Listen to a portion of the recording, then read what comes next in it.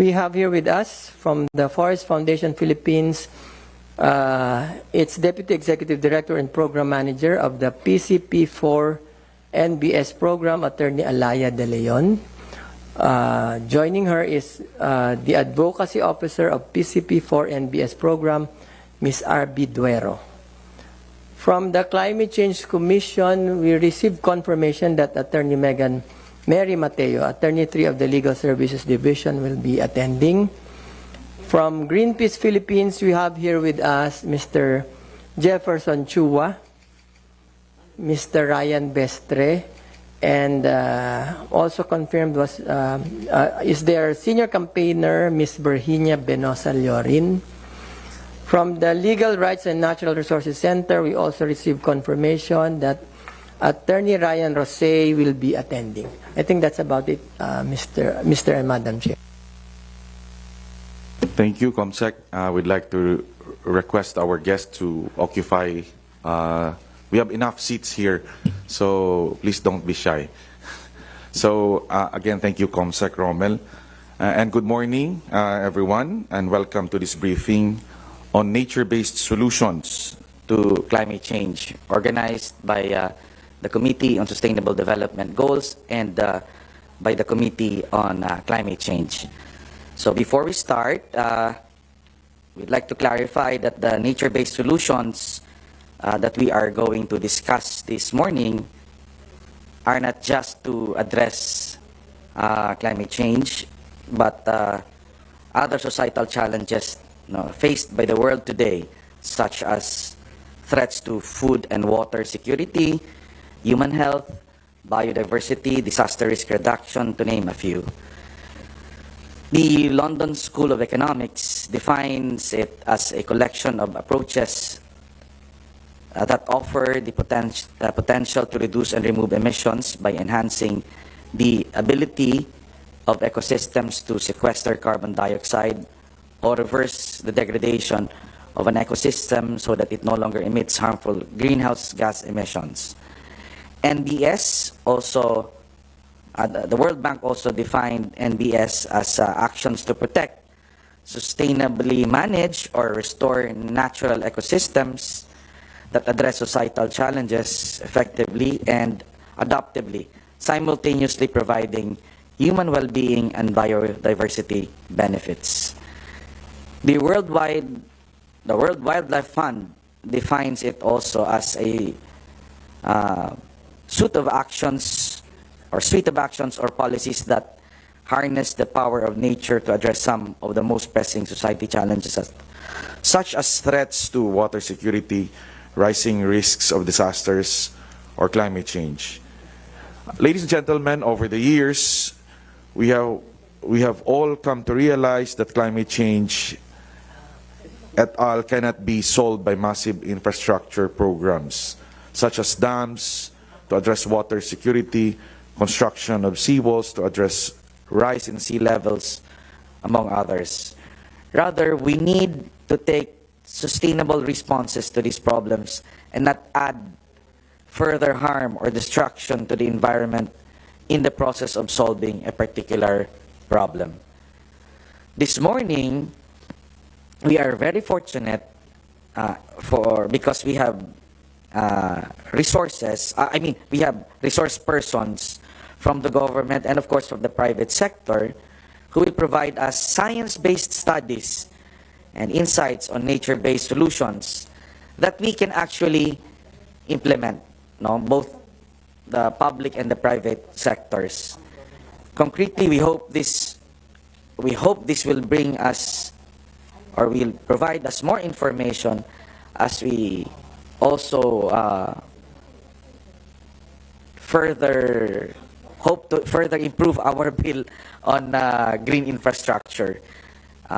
May we now call on our chair of the Committee on Climate Change to give her opening remarks.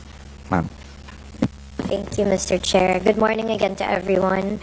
On behalf of the Committee on Climate Change, I extend our gratitude to the Forest Foundation Philippines for conducting this important briefing on nature-based solutions, and to Rep. Joman Alba and the Committee on Sustainable Development Goals for co-hosting today's session. We also thank our partners from the Climate Change Commission, Greenpeace, Oceanus Conservation for joining us and sharing their insights with us this morning. We are eager to deepen our understanding on nature-based solutions, given their potential to address the twin crisis of climate change and biodiversity loss. NBS can help the Philippines meet its nationally determined contribution under the Paris Agreement and its pledge to protect 30% of land and marine habitats by 2030. Beyond environmental benefits, NBS can also provide sustainable livelihoods for nature-dependent communities and help advance key sustainable development goals, from eradicating poverty and hunger to strengthening climate and ecosystem resilience. NBS further open pathways for private sector participation in climate action, consistent with Article 6.8 of the Paris Agreement. Our committee is therefore prioritizing the passage of Rep. Alba's Low Carbon Economy Bill, which also provides the legal foundation for the compliance carbon market. Meanwhile, the DENR is in the process of drafting an executive order to establish clear guidelines and procedures for nature-based solutions, sponsors to engage in voluntary market mechanisms. We hope that today's briefing will enrich our legislative work and inspire stronger collaboration in bringing NBS to life in our respective districts. Once again, good morning, and may we all have a productive and insightful discussion ahead. Thank you. Thank you, Madam Chair. We'd like to call on, at this point, we'd like to call on Forest Foundation for their presentation. Attorney De Leon, you have the floor. Thank you very much, Chair Alba. First of all, we'd like to express our gratitude and our deep honor to be invited today to share our knowledge and information on nature-based solutions, and particularly in relation to climate change. Thank you very much to Chair Tolentino and Chair Alba, as well as our other representatives for giving us this opportunity, and we hope we can share some insights that can enrich our understanding of NBS, and in particular the potential of nature-based solutions to really respond to urgent problems in terms of climate and biodiversity loss in the Philippines. Next slide, please. In terms of our outline, apologies we weren't able to print out because we have a number of slides, so we don't have a readout po, but we've already shared the presentation with the legislative staff for reference of our representatives and other guests. Yes, paperless. May printout din po pala if by request daw po. Yes, so for the flow of the presentation, we just like to briefly introduce the organization, Forest Foundation Philippines, and then provide an overview and definition of nature-based solutions and the relevance and importance of NBS in the Philippine context, provide some local and international examples, and then summary and recommendations. We understand that there are different levels of understanding maybe or familiarity with NBS. Some may have already heard of the term, already read about it. Kong Alba was just sharing with us some of the definitions, but maybe some are also just hearing about it or learning about it for the first time. So we wanted to provide first an overview, and then later on go into some specific examples, the definition. And if there are any questions at any point, please feel free to call our attention and we can respond. Next slide, please. Just a very brief introduction to Forest Foundation and why we have been invited today. So we had a couple of meetings already with Congresswoman Alba and Kong Veloso Tuazon on a variety of issues, but we realized that NBS is one of the areas where our work at the Forest Foundation intersects with what our representatives are championing. So the Forest Foundation is a non-government institution that provides grants and technical assistance to organizations and individuals primarily for forest conservation and protection. So we have been doing this for over 20 years. But beyond the forests, we are also doing other protection and restoration efforts, including nature-based solutions. Next slide. So we do this in not just a very, let's say, biophysical-centric way. We do our grant-making and technical assistance through holistic decision-making, applying transdisciplinary perspectives and participatory processes. And then our current results framework, which is running until 2027, a collaborative forest-related climate action towards increasing resiliency, mitigation, and adaptation is really one of our focus approaches. So the briefing today on how to use NBS for climate response is really close to the heart of what we do at the foundation. Next po. Sige po. Next. Yan. So one of our programs, the reason that I think the topic of NBS came up in one of our meetings po with the representatives, nandun din po yung Greenpeace and LRC in one of the meetings we had at the foundation, is because we have this program at the moment that is supported by the Government of Canada called the Philippines-Canada Partnership on Nature-Based Solutions for Climate Adaptation. So really the focus of the program is NBS for responding and adapting to climate change in the Philippines. Next slide. And the ultimate outcome of this program is the climate resilience of communities focused on rural and indigenous women while ensuring co-benefits for natural resources and healthy ecosystems. So essentially, ito po yung definition of NBS. No? We are targeting resilience by focusing on vulnerable sectors, but not only for social impact, but also for the impact on an environment and our healthy ecosystems. We do it through financing, partnerships, knowledge and capacity building, and the target is the 3 wins of biodiversity conservation, climate adaptation, and gender equality in natural resource management. So the program has been running for a little over a year, but in that time, we have really learned so much about what NBS is, what NBS could be in the Philippines. We are not the only ones doing NBS. No? Marami na pong initiatives at the local level. Local governments have been doing this. Other NGOs such as WWF, Conservation International, and others have been doing this. DNR has also been leading the way in NBS. So this is what we've been learning in our year or so of implementing our program. Next slide. So we, for our priority areas, we chose areas with rich biodiversity and high climate vulnerability all over the Philippines. We have project areas in Batanes, in Calamianes, Siruma, in Negros, and in Davao. And we have provided grants and technical assistance already to community-based organizations in these sites in close partnership with the local government units, with academe, with private sector, and of course the people's organizations, women's organizations, and indigenous people's organizations that are really the implementers of these nature-based solutions in the local level.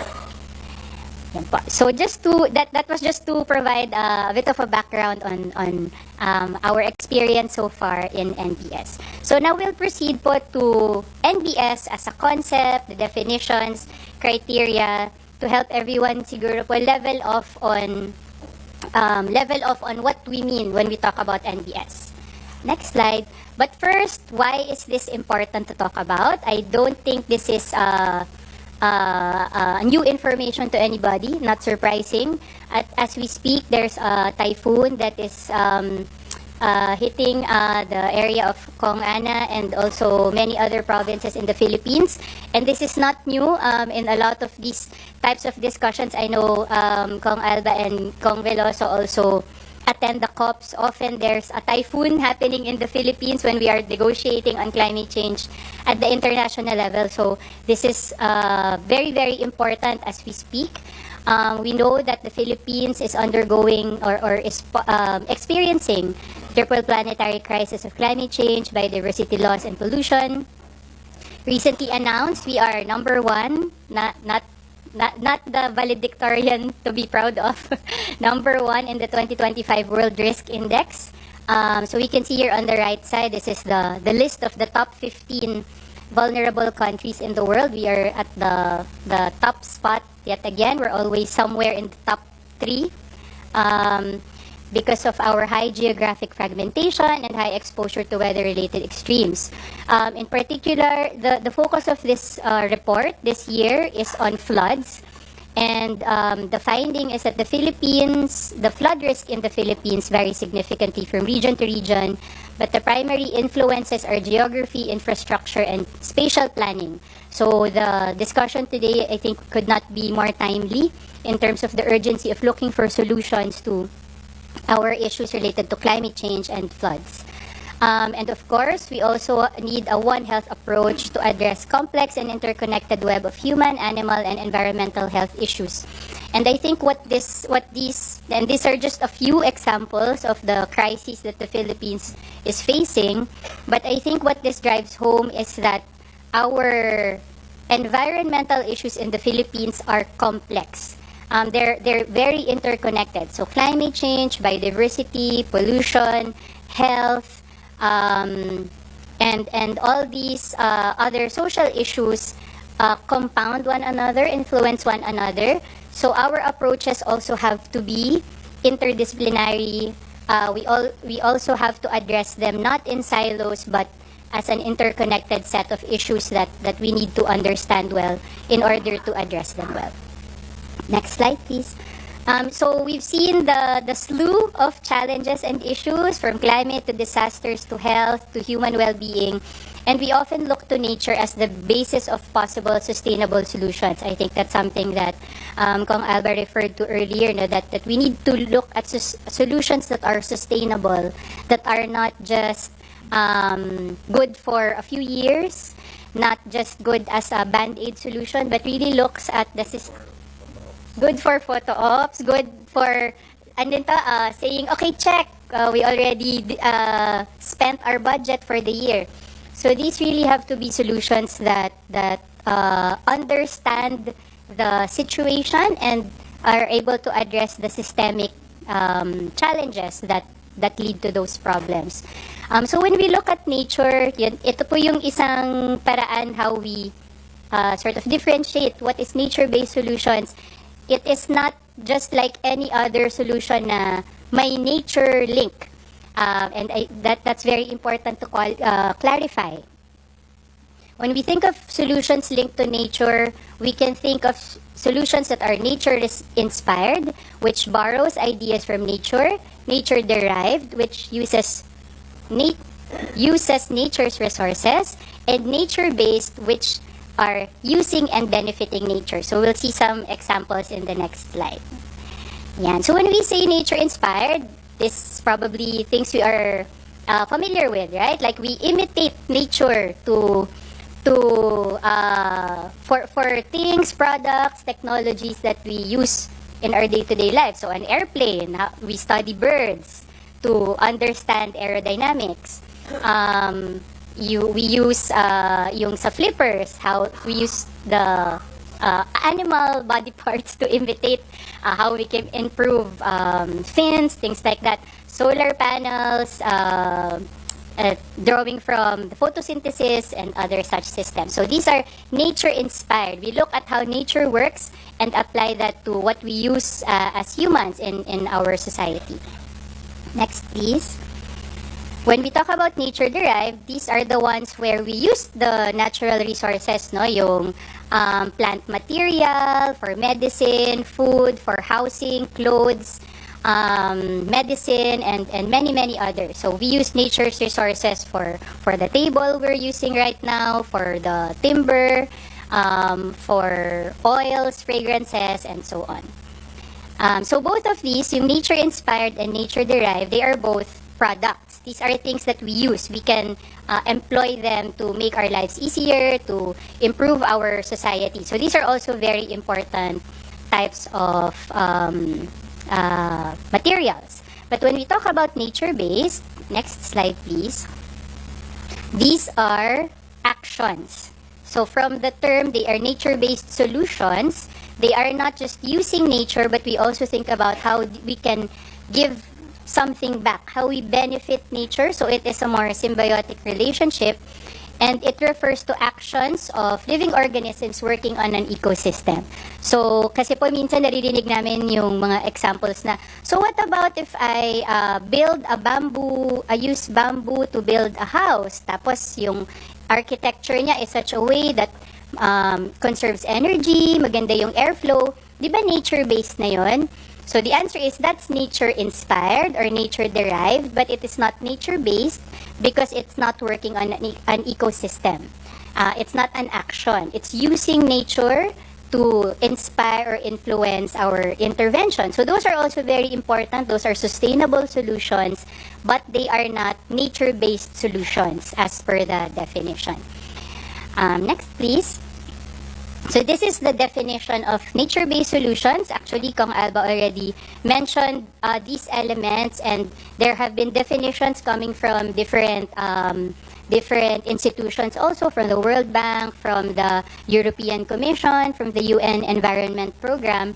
But the one that we are presenting today, and maybe the most widely accepted globally, is the one that is coming from the International Union for Conservation of Nature, or IUCN. And it's really the same elements that we find in the other definitions, but maybe this is one of the more succinct ways that NBS are defined. So NBS are actions, again, they are actions that protect, sustainably manage, and restore natural or modified ecosystems. That's the first element. So kinulayan po natin yung mga parang key elements of what makes it an NBS. So first, there's an ecosystem that we are talking about that addresses societal challenges. That's the second element. It effectively and adaptively simultaneously providing human well-being and biodiversity benefits. That's the third element. So we have to find all three in these actions to be able to say that it is a nature-based solution.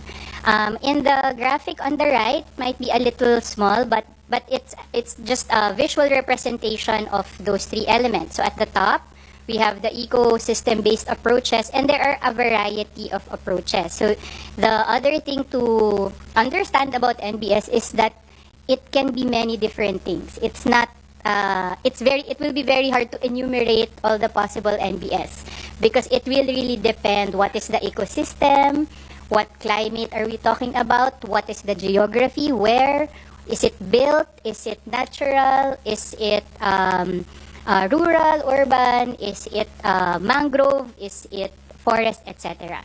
So there are many types of ecosystem-based approaches. It can be protection, it can be issue-specific, it can be infrastructure, management, restoration. These are just very broad terms. The approaches have to be addressing societal challenges. In the next slide, we'll look at categories of possible societal challenges. Balik po muna tayo. And then lastly, the benefit of those approaches when we address the societal challenges has to be both for humans and biodiversity. We cannot address just one. We are benefiting humans, but at the same time, we are losing wildlife or destroying the diversity of species in our forests or in our mangrove areas. So these three broad elements have to be present. Next slide. So when we talk about societal challenges, they were also mentioned earlier by Kong Alba. There are plenty, and I think we can all agree that these are all existing in the Philippines. I don't think any one of those is absent, no, when we talk about the Philippine context. So we have climate change, disasters, economic and social development or poverty, human health, food and water security, and environmental degradation and biodiversity loss. Again, these are very broad. Many things can come under these, and many societal challenges come under one or more. Oftentimes, when we talk about climate impacts, we are talking about both water security and health. And of course, environmental degradation. When we're talking about food insecurity, that's often linked to economic and social issues. So these are not mutually exclusive, and they often exist overlapping with one another. So because we are talking about nature-based solutions, yung solution po is the keyword, no? We have to know what we are solving. We cannot do a solution just because it's nice to plant a tree, or because it's good to help the animals. One of the key points when we talk about nature-based solutions is it has to be solving something. So first, we have to identify what is the societal challenge or multiple societal challenges that we are trying to address. And again, there are plenty to choose from, no, when we talk about the Philippine context. So once we know the societal challenge, and then we can start looking at what are the potential nature-based solutions that can help us address those societal challenges. So for today, we sort of focus on the climate change societal challenge, but the discussion after this is also applicable more broadly. Hindi lang siya exclusive to climate mitigation and adaptation. Sige po, next slide. So just to mention that there are already existing guidelines when we talk about NBS. So the IUCN has already published a global standard for nature-based solutions. So this is not new. NBS are not new. They were not a recent invention, not even by the IUCN. So the IUCN provided a definition, a standard, a set of criteria. But NBS have existed for a very long time. In many ways, it's really going back to basics, looking at nature, how ecosystems work and function, how humans can interact with ecosystems in a sustainable way, and building on that. But what the IUCN has done is to clarify it, make it more so that we all agree on what is NBS, what is not NBS, and in particular, what is high integrity NBS. How do we make sure that our solutions are of such quality and standard that they will be sustainable, they are cost effective, and they actually respond to the issues? So the IUCN has a global standard for NBS that is widely used by governments, by community groups, by many different actors, because the IUCN is a global membership of governments, private sector, NGOs, indigenous peoples organizations, etc. So many groups and institutions and governments already follow and adopt these standards. And they're about to come out with the second edition, I think this year or next year. Next slide. So these are the 8 criteria under the IUCN Global Standard for NBS. And I don't think we need to go through each one in detail today, but I think the idea is that there has to be standards. There have to be a way to determine, measure, design our solutions in a way that tells us that yes, it is a nature-based solution, and yes, if we are able to meet these criteria, they will be good NBS, they will be high integrity, they will respond to the challenges, and they will be sustainable and benefit humans and biodiversity. So the figure that they provide is parang concentric circles that start from the middle. So as I mentioned earlier, the first question to ask is, what is your societal challenge? We have to know what we are solving. And then we go outward, may mga overlap sila. So once we know the societal challenge, we have to design it well. This is where our data, our science, our information becomes very important, because we need to design it specific to that problem. Are we designing a solution for a barangay? Is it for a certain river system? Is it for the municipality? Is it for a province? Is it for a mangrove area in a specific protected area? So we have to design it according to the scale of the challenge and where. There has to be a net gain. So at the end of our intervention, it has to be nature positive. Hindi enough yung no harm. That's no longer enough. na, okay, I did something that harmed the environment here, I offset it by doing something else here in NBS, so zero, parang no harm, no foul. That's not enough. There has to be a net gain. We have to improve beyond the status quo. Of course, economically viable, that goes into the design. It has to be within the means of whoever is investing or within the means of the community for it to be sustainable as well. High integrity NBS also goes into governance. This is why the multi-stakeholder approach is very important.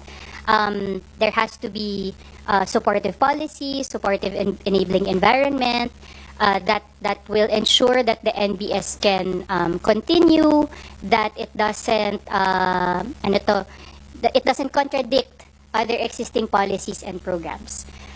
We have to balance trade-offs, of course. Like we said earlier, this is these problems are often very complex. Madaming competing interests for development. We need to build infrastructure. We need to address poverty. We need to address climate mitigation. So many competing interests that have to be balanced. And then they have to be managed adaptively based on evidence. We have to be constantly reviewing, is the NBS working? Is there something that needs to be tweaked after my first year of implementation? Is it still effective in the way I designed it?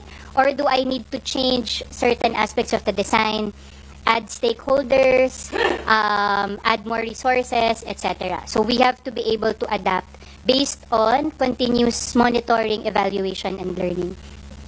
And then, of course, sustainability and mainstreaming.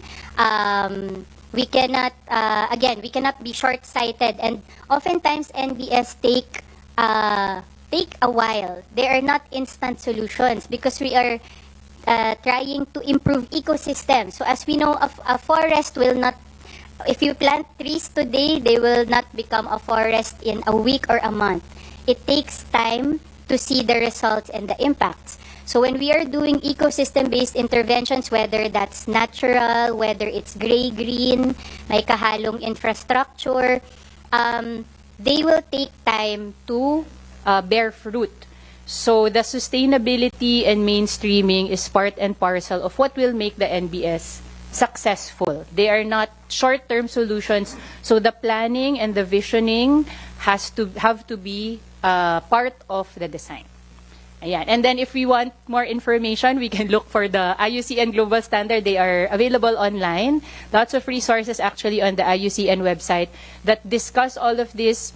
Each criterion has a set of indicators. So if we really want to do NBS, we have actually the tools and my self-assessment tools available online for free. If we want to see, itong project ko ba in my locality is an NBS, there are ways to self-assess, to see, okay, ito, pasok na ako sa criterion 5, pero medyo kulang pa ako sa criterion 6. So, there are many tools, and the IUCN also provides trainings. Forest Foundation has already undertaken a sort of NBS 101 with IUCN, and it's been very helpful kasi very broad kasi siya when we talk about principles. But our training with IUCN helped us understand how to apply the criteria,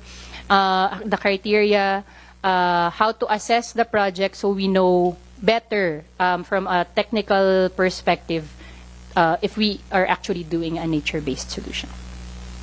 Next, please. Ayan. So just to reiterate po yung tatlo nating elements kasi this is the basic, the bare minimum. If we want to know, NBS ba itong pinag-uusapan? Again, the three elements, there has to be a societal challenge beyond purely conservation. We're not saying it's not conservation. Yes, it can be conservation, but it cannot just be conservation for conservation's sake. Nag-declare na ako ng protected area. Done, NBS. That's not enough. We have to look at what is the societal challenge being addressed by the declaration of that protected area. There's an ecosystem or ecosystem service that we are managing, restoring, or conserving. And may human well-being and biodiversity benefits. So there are some examples on the left of types of nature-based solutions. Again, these are just a few. There are many, many others that can be done. But it can be green infrastructure, no, tamang-tama dun sa proposed bill natin na green infrastructure bill. Can be constructed wetlands, bioswales, mangroves, reforestation, natural flood management. It can look like many different things depending on the situation. Next, please. Yan po. So just to contextualize it again in the Philippine context. Next po. Okay, this is the same slide we showed earlier. I think the need is clear. I don't think we need any more convincing of the need for more solutions or of more effective solutions given the crisis that we are in. Next po. And of course, because we are in the House of Representatives, I wanted to also share. This is not to share that we don't know this, but to highlight that even our Constitution. This is our favorite. I'm also an environmental law prof in my spare time. This is something I teach my students, that our very Constitution already talks about the right of the people to a balanced and healthful ecology in accord with the rhythm and harmony of nature. So if that's not talking about NBS, I don't know what is. Sorry, excuse me po. So even our Constitution talks about the need for humans to live in a way that is harmonious and respects the flow of nature, so to speak. Next po.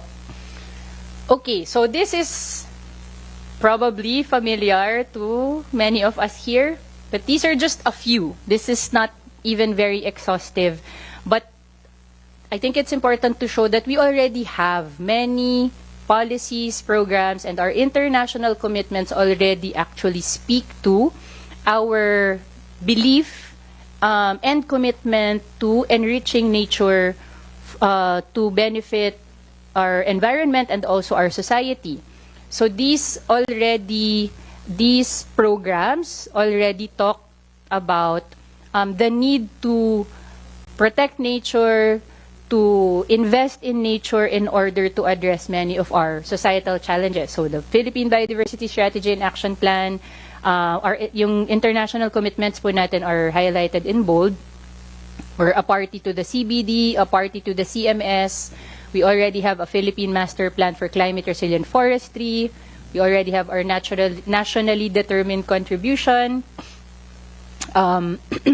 We're a party to the Paris Agreement and the Climate Change Convention. We have a National Adaptation Plan, National Climate Action Plan, and local climate adaptation plans. An NDRRMP, which actually I just learned that also mentions nature-based solutions. So I was doing some research yesterday. So from before 2020, the Disaster Risk Reduction and Management Plan of the Philippines also talks about an outcome related to nature.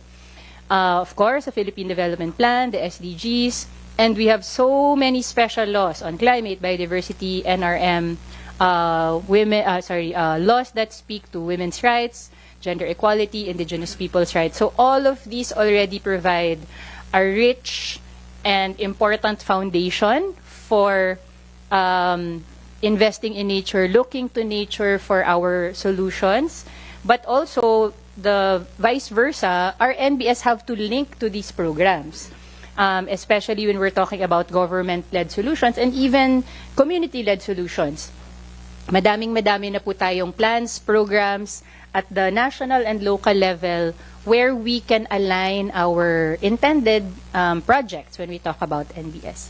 And then we also want to mention, I think nabanggit kanina ni Kong Tolentino yung EO that DNR is developing.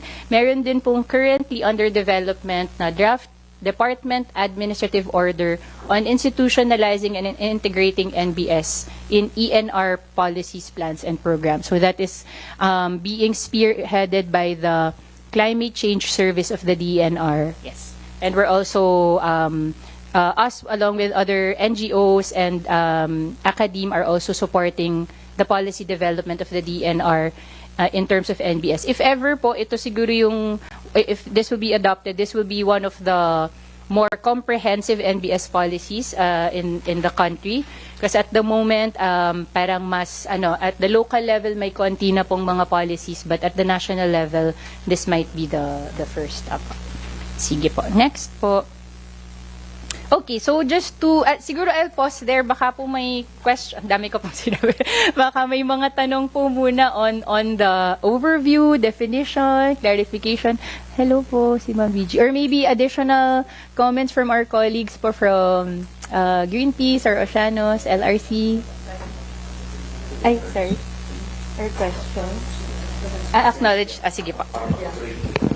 Okay, sige. So we would like to acknowledge the presence of the Senior Legal Fellow from Legal Rights and Natural Resources Center, or LRC, Attorney Ryan Rosay, and the co-founder and managing director of Oceanus Conservation, Ms. Frances Camille Rivera, and Attorney Megan Mary Mateo of the Climate Change Commission are already here.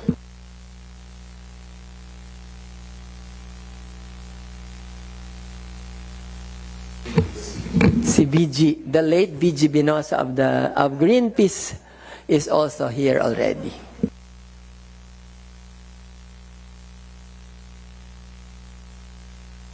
I'll proceed, and maybe later sa ating Q&A there might be some additional inputs from our colleagues. So we listed some examples of NBS, but these are very, very few and very, very sample. No, marami na po talagang examples of NBS. But maybe one of the efforts that the DNR and also I think UNDP and even the Forest Foundation is trying to do is to have a broader idea of where there are already NBS interventions in the Philippines. Kasi nga po, it's not that they don't exist yet, it's a matter of understanding, of looking at our elements and seeing whether the projects or the initiatives are already nature-based solutions. So in no way is this exhaustive, but we wanted to give examples. Siyempre, yung example namin, yung projects ng Forest Foundation, because those are the ones we know well. But we also have examples later on from Christian Relief Services and WWF. So these are, we are presenting 3 projects that we are implementing under the Philippines-Canada Partnership on NBS for Climate Adaptation. Excuse me. So all our projects are community-based, implemented by our community partners, and the foundation provides grants and technical assistance to these community organizations. So we have one that is based in Victoria City in Negros Occidental. The organization is called Be Glad, and their project is a community-driven model for utilizing NBS, fostering gender equality, and harnessing ecotourism. So the hazards that they are addressing are landslides, temperature and rainfall vulnerability, soil erosion, and floods. So this is also a community-designed NBS. This was not designed by the foundation. This is a proposal that they submitted to the foundation.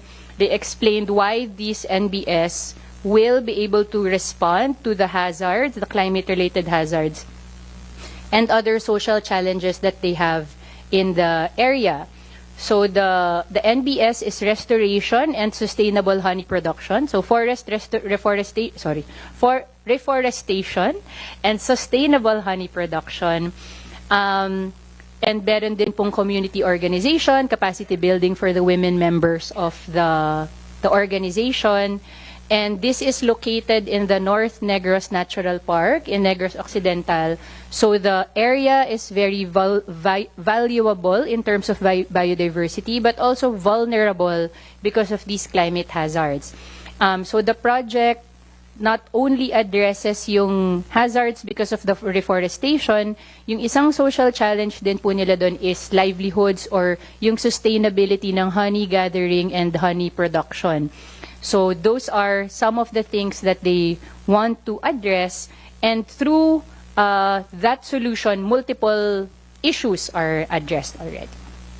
Next po. So that one is in a forest area in Negros. We also are supporting a project in Palawan, supporting Tagbanwa Agroforestry to adaptive restoration of indigenous food crop system. This is implemented by Aplaya Collaborative Center for Conservation. They are also experiencing floods, typhoons, and rainfall vulnerability. Sa kanila naman po, ang kanilang societal challenge, aside from the hazards, is food security. So they rely on the indigenous food crop system called Silipitan to augment their food supply because they're a fishing community, but obviously when there are typhoons and strong winds, they're not able to fish. So yung pag-strengthen ng kanilang indigenous food crop system will help them address that food insecurity, and meron din siyang potential to address yung flooding because of the way that they will plant the root crops. And of course, this is an indigenous group na they are often facing even more vulnerability because of their location and the vulnerability of their food sources. So the NBS is not only addressing yung effects ng typhoons and rainfall vulnerability, but also helping to document and protect the indigenous knowledge and skills and practices. Next po. And this is the last of the examples po from our program sa PCP for NBS. This one is again in in Negros Occidental, but in San Carlos City. Their project is the restoration of riverbank easement. So this one actually is a very common way to address flooding. So madalas po no, pag may maraming rainfall, landslides, sa river nanggagaling yung flood. So their project is to restore the riverbank easement to enhance their climate resilience, active restoration approaches, and also they are addressing biodiversity conservation because they are planting native species, ensuring that they are only planting the appropriate trees and plants that are found native doon po sa area nila sa San Carlos. So, ayan. So, these are just a few of our projects. Actually, nag-distribute po kami ng briefers to our representatives, I think, kung may enough, that give more information. May plugging din po, may website din po kami. If you want more information, you can look for pcp4nbs.forestfoundation.ph for more information on these projects and where they're located. Next slide. So we also asked our partners po that are also doing NBS. Catholic Relief Services has been actually doing their project related to NBS in multiple cities in the Philippines. The project was called Climate Resilient Cities, no? That project recently ended, pero may bagong project po ang CRS called Nature for Resilient Cities, focused in Legazpi, Borongan, and Zamboanga, also addressing climate impacts such as stronger and more frequent typhoons and flooding, compounded by rapid urbanization and ecosystem degradation. So for their project, they are not doing the NBS themselves, but they are empowering local government units to do their assessment, their planning, and how to integrate the NBS, climate risk-informed NBS, into their local urban planning. Yung mga na-present po namin na projects ng Forest Foundation, those are all in rural areas. They are in rivers, they are in the mountains. Yung sa CRS po, it's in cities. So these are very applicable, very important when we're talking about urbanized or urbanizing ecosystems.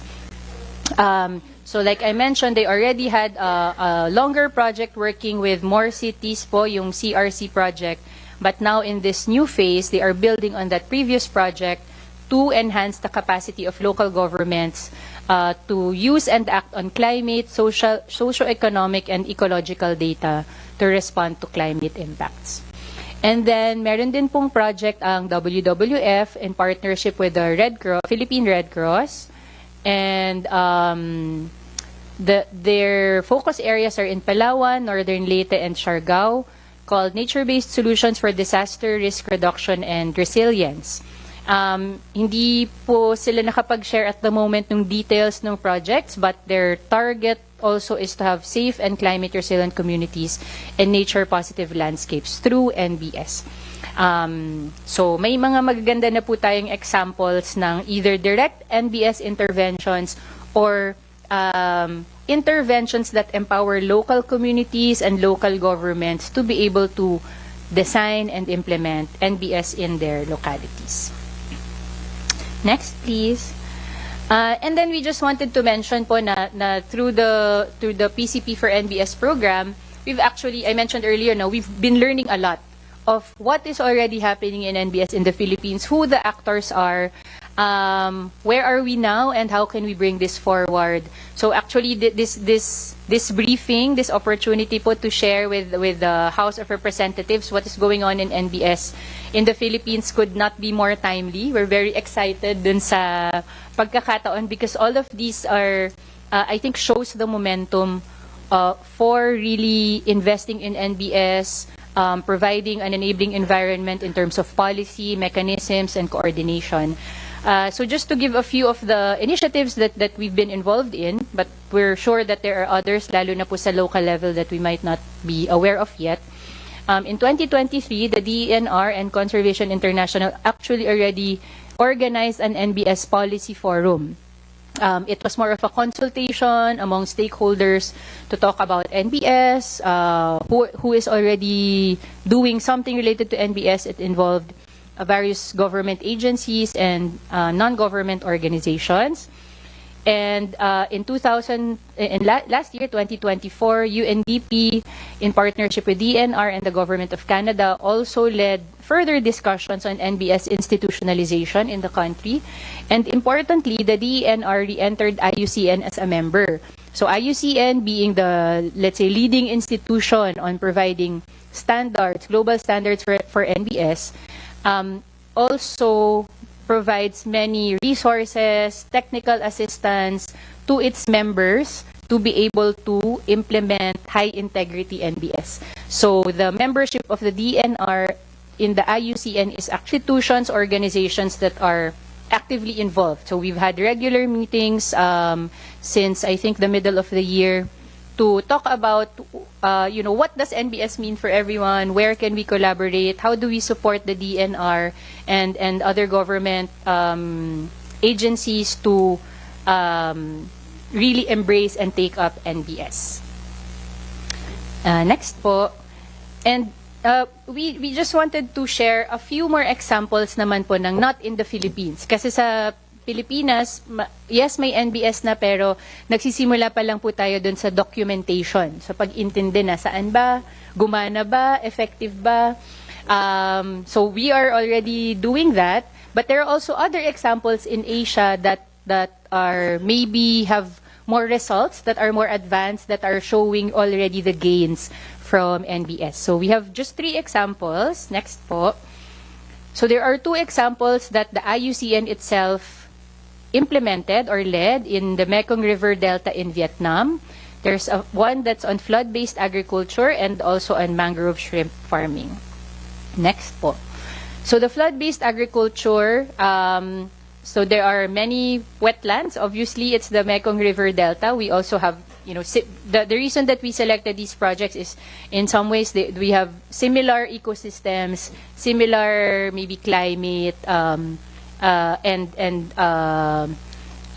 yung dependence natin on agriculture, in fisheries, is similar. So we thought that these might be useful examples to share today. So this is locally practiced flood-based or wetland agriculture and livelihood models, and they depended on farmer knowledge and experience. So the local knowledge and experience of farmers, of fishers, indigenous communities, people's organizations is very important.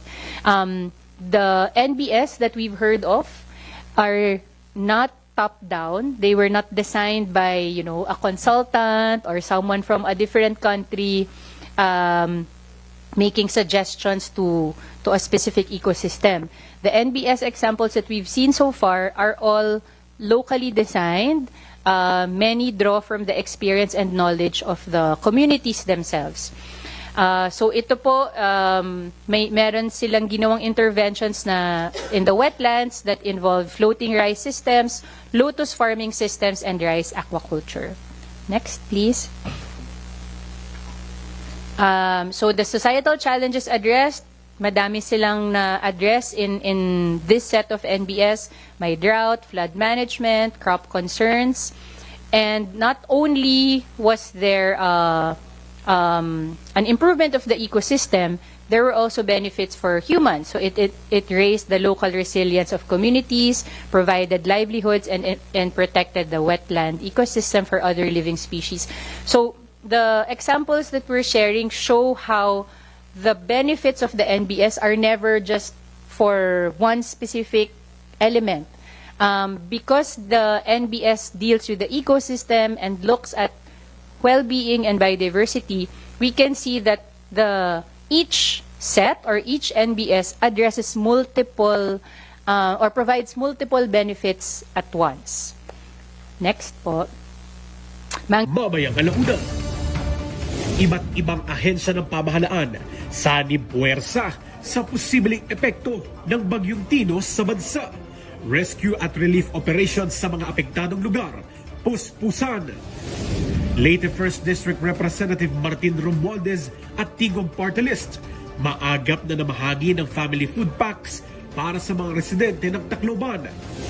Panukalang magpapalakas at magsusulong ng modernisasyon sa Philippine Coast Guard. Inihain ni Lanao del Sur 1st District Representative Zia Alonto Adyong. Halos 30 wanted persons sa Bicol na aresto sa kasagsagan ng paggunita ng undas. At tanong tungkol sa isang tao na ang bait nung umuutang pero siya pa ang galit sa oras ng singilan. Sinagot ni Bataan 1st District Representative at Attorney Tony Roman.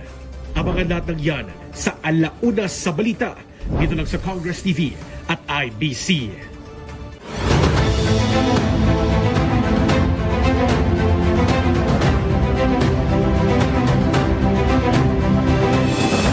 Resilience and protection of mangrove.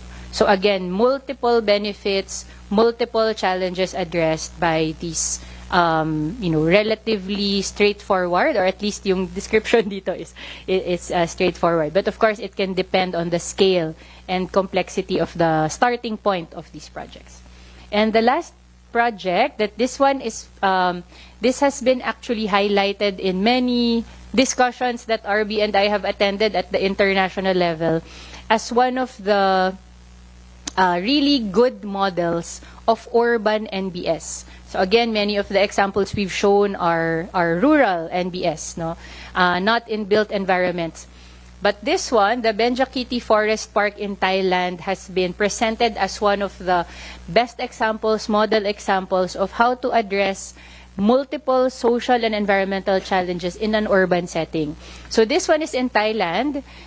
Before, this area used to be an old tobacco factory, an abandoned tobacco factory. And they transformed it. So sa ating before, it used to be this concrete area with buildings and machines. And after, they were able to transform it into this park. Next slide.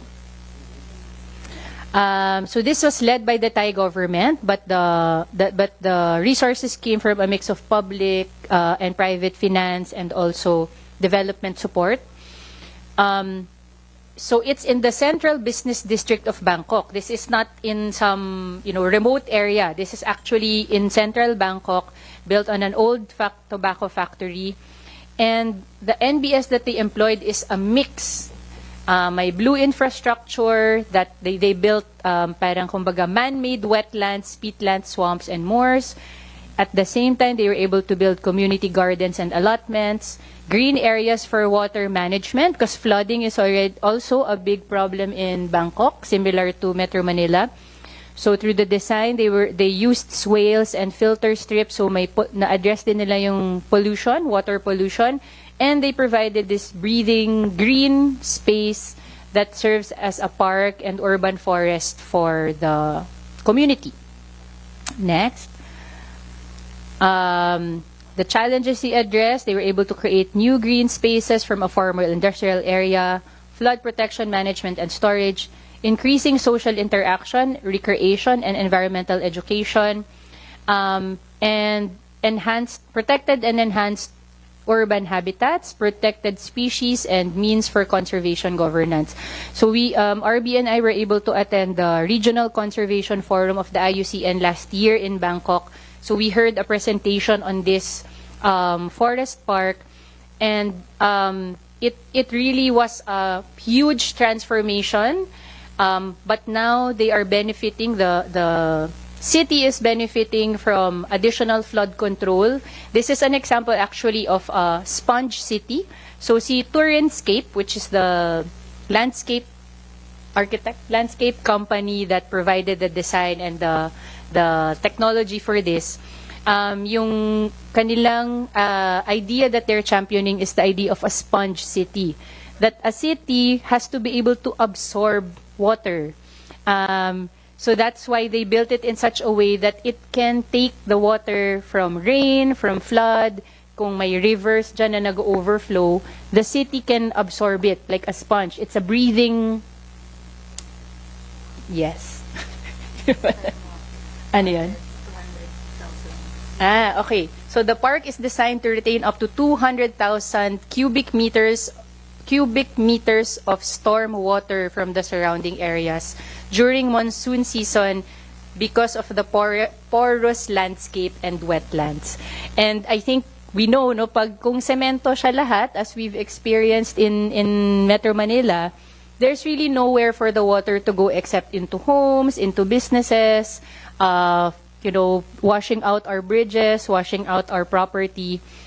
So we have to acknowledge the reality that the water is here and the water will increase because of the increased rainfall brought by climate change, and just because we are really a country that experiences typhoons and lots of rainfall every year. So what the Thai government did is acknowledge that this is the reality. The water will not magically disappear, and building more or building more with hard materials, with concrete, is not working. So they took up this totally different, totally revolutionary design, and instead thought about what is the challenge, what is the social challenge, societal challenge. It's floods, it's lack of green spaces, lack of places for biodiversity to thrive. And this is the solution that they employed. So yung narinig namin na presentation po dun sa IUCN forum is this also is now an area where migratory birds can stop on their way to their migration.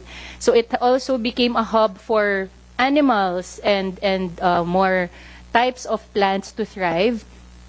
And people come and visit and enjoy the green space, the fresh air, the biodiversity. Next po. Ayan. So that was, I think that's one that may be very relevant to the Philippines, no, as we experience all of these challenges with flooding and increased rainfall over the years. So now to move on to our summary and recommendations, just a few more slides po, and thank you for your patience. This is again just to drive home the point of what makes a solution a nature-based solution. Hopefully, memorize na po natin siya by the time we leave this room. First, we have to be addressing a societal challenge. Second, we have to be working on an ecosystem or a set of ecosystem services. And third, there are benefits for both human well-being and biodiversity. It sounds very simple, but of course, it can be complex in application. But at least one way we can check whether or not it's an NBS is if at least at the very broad level, these three elements exist. And why? Why NBS? So many types of solutions exist. Why should we focus on NBS? Why should we push for NBS and invest in NBS? Because of these reasons, and among others, no, there would be others. There are multiple benefits for humans and biodiversity, addresses multiple problems simultaneously, They are cost-effective and sustainable. So we can imagine how much yung focus, for example, on infrastructure. We know that that takes a lot of resources, costs a lot of money, but NBS, because we're working in ecosystems, they are generally speaking more cost-effective. What we're trying to do is protect, restore, and maintain existing or modified ecosystems. And they are sustainable. So once we have the solution in place, we focus on management and maintenance. They contribute to both climate mitigation and adaptation, helping us to reduce our emissions, but also to help make our communities more resilient to the impacts of climate change. And overall, of course, when we restore ecosystems and improve ecosystem services, that benefits not just the environment but us, because we are dependent on ecosystem services for our literal survival. Yan. So just to summarize po, next slide. Yes, NBS is an umbrella term. It's not any one solution, but it's this broad umbrella that covers many different types of approaches that has those three elements. They are already being adopted into policies and practices all over the world. We have many examples po. If we look it up, no, even if you search nature-based solutions, madami pong lalabas dyan sa ating internet search. Of course, nag-iiba-iba yung approach, nag-iiba-iba siguro yung definition, but definitely NBS is here to stay. Even in the climate discussions, in the international discussions on climate change, on biodiversity, in desertification, in these multilateral processes, nature is at the heart. Because what we've been hearing is even, for example, addressing climate, biodiversity, and land degradation, yung tatlong Rio treaties natin, many are in agreement that they come together in nature. So nature is one of the most effective solutions that can address all three: climate, biodiversity, and land degradation. In the Philippines, we know that there are NBS has the potential to address multiple environmental and social challenges faced especially by vulnerable Filipino communities in cost-effective and holistic ways.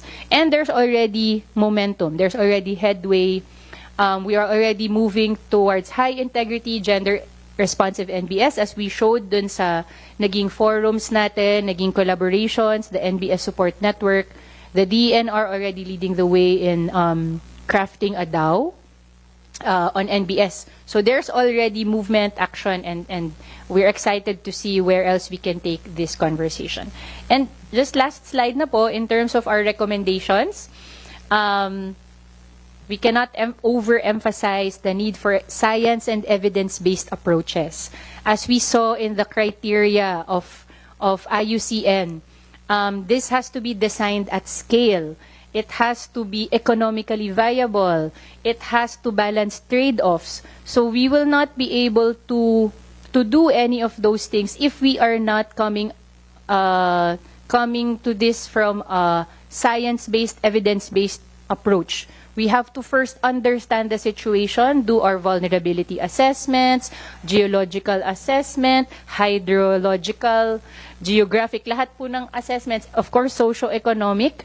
So first, we have to understand the starting point. We have to know our baseline in order to know what is possible, what are the resources, who are the actors involved. And then continuously monitor, evaluate, and learn. Yung isang criterion natin is adaptive management. So to be able to ensure success and sustainability, we have to continuously understand effective ba and adjust as needed. Isang paraan, of course, to help us achieve effective NBS is to have comprehensive or national land use planning. That's really one way to understand where can we build, where should we not build, what areas should be reserved for, natural floodplains, what areas are safe to build on, whether we're talking about floods, earthquakes, typhoons, drought. What agricultural areas should be, what forest areas should not be converted because they have important biodiversity and ecosystem services, and so on. So land use planning is essential. And then we saw earlier that there are already so many programs, policies that exist, from biodiversity, climate, sustainable development, indigenous people's rights, women's rights, that already provide pathways. So the PBSAP already tells us extensively how do we conserve our biodiversity effectively, ano yung targets natin dapat, our commitments under the GBF, 30 by 30, all of these are nature-based solutions. So we have so many starting points already that we can make sure that our NBS interventions align with them. And of course, to be able to sustain and mainstream, we also need institutional policies and mechanisms so that high integrity and gender responsive NBS can be adopted more widely, be promoted as hopefully the first stop, first option is an NBS viable in this area, rather than let me pave this road so that the road is higher than the flood.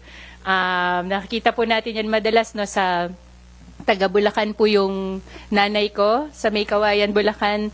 Parang taon-taon po nilang pinapataas yung kalye dahil may baha. And the houses are now underwater.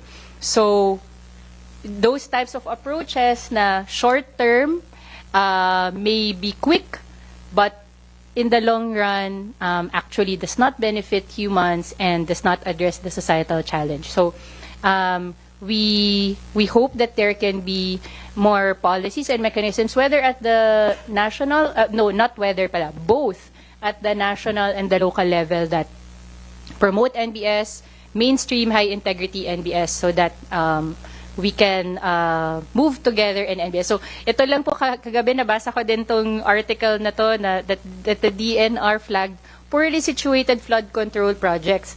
So even the flood control projects, because they were not situated properly, actually was causing more harm,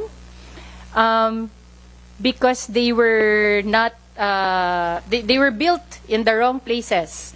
So yun nga po, no, yung kakulangan ng assessment, ng studies, and I think this also takes collaboration among the various agencies, na just because it's flood control, okay, DPWH, that's infra, so kayo na bahala.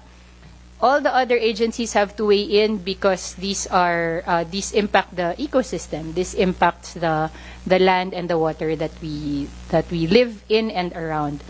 Yun lang po. Next slide. Maraming salamat po. If you need to get in touch, we are at forestfoundation.ph, and of course you can talk to RB and me after this session. Thank you so much po for your attention.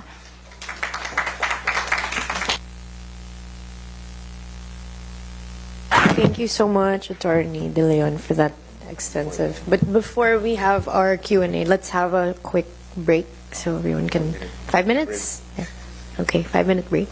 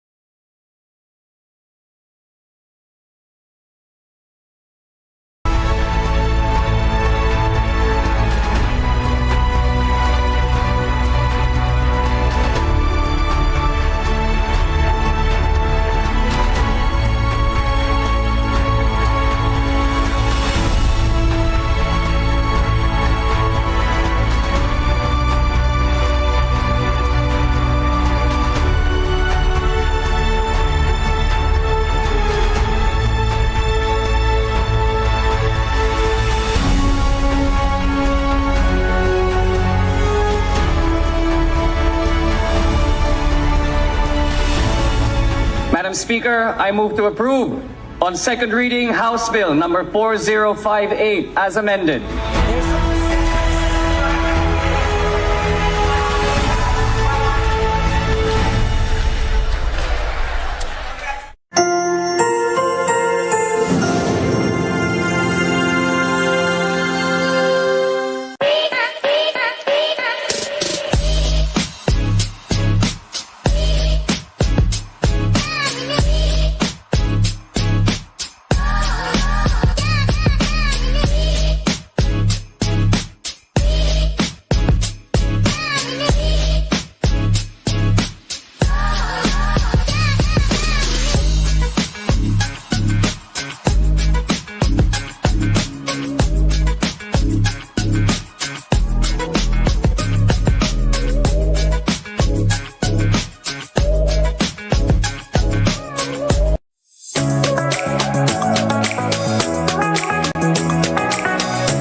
Ako po si Kuya Jude Isidre, ang makakasama ninyo sa pinakabagong debate program ng Congress TV at IBC.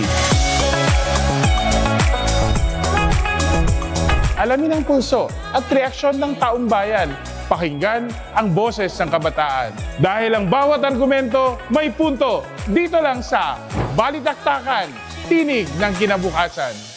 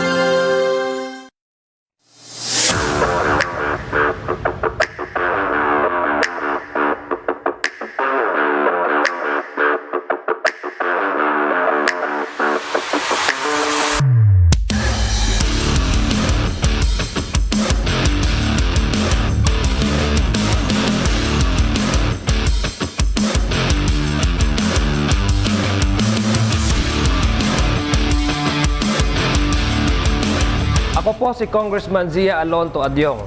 Abangan niyo po ang aming public service program, House at Your Service, dito lang po sa Congress TV at IBC.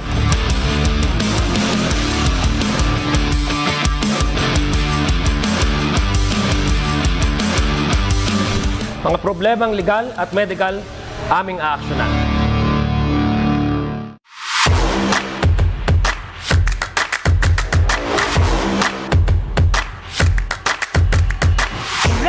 Kayong saksihan ang ultimate brain flex showdown ng taon. Hindi lang basta sagupaan, kundi tagisan ng husay, talino at pangangatwiran. Ito ang debate na may kasamang adrenaline rush ang atake. Pabor ka man o hindi sa maiinit na usapin, mapa-social, political, technical, environmental, ethical, cultural o national issue pa yan. Tara na at magpalitan ng opinyon.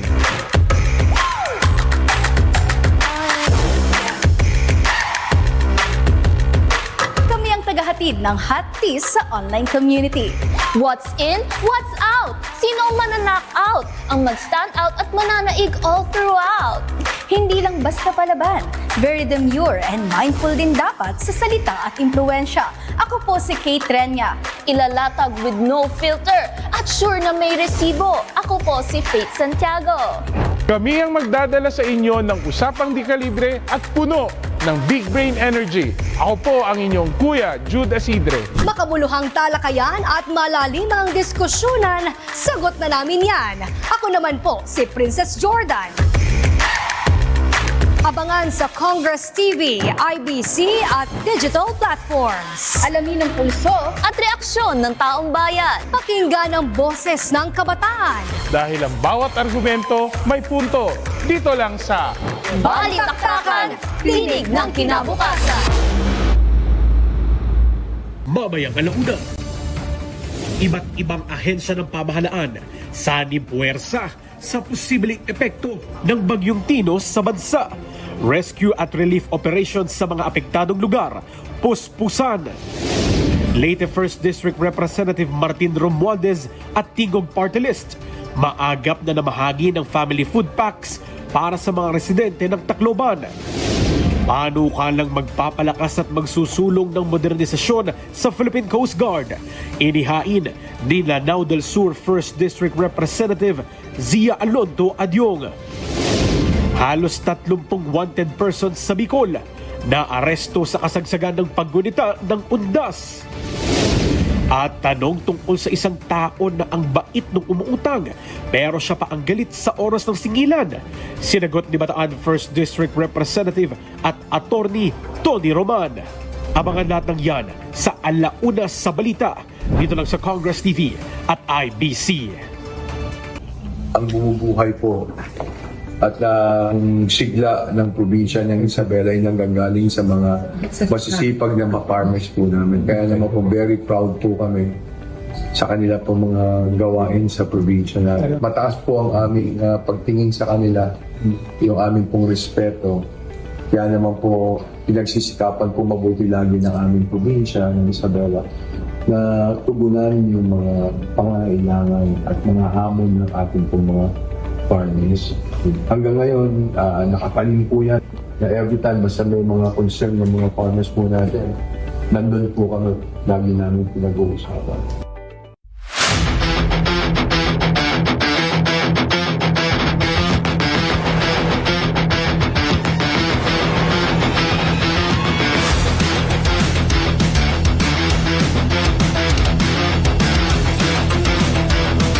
You mentioned this earlier before we granted the request of having a recess and suspension.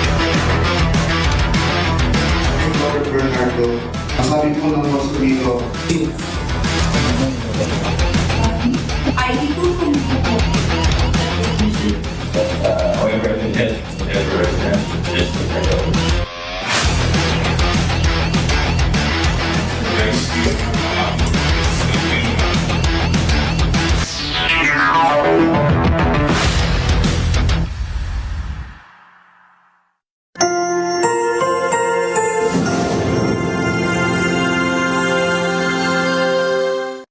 Si Faith Santiago ang makakasama nyo sa pinakabagong debate program ng Congress TV at IBC.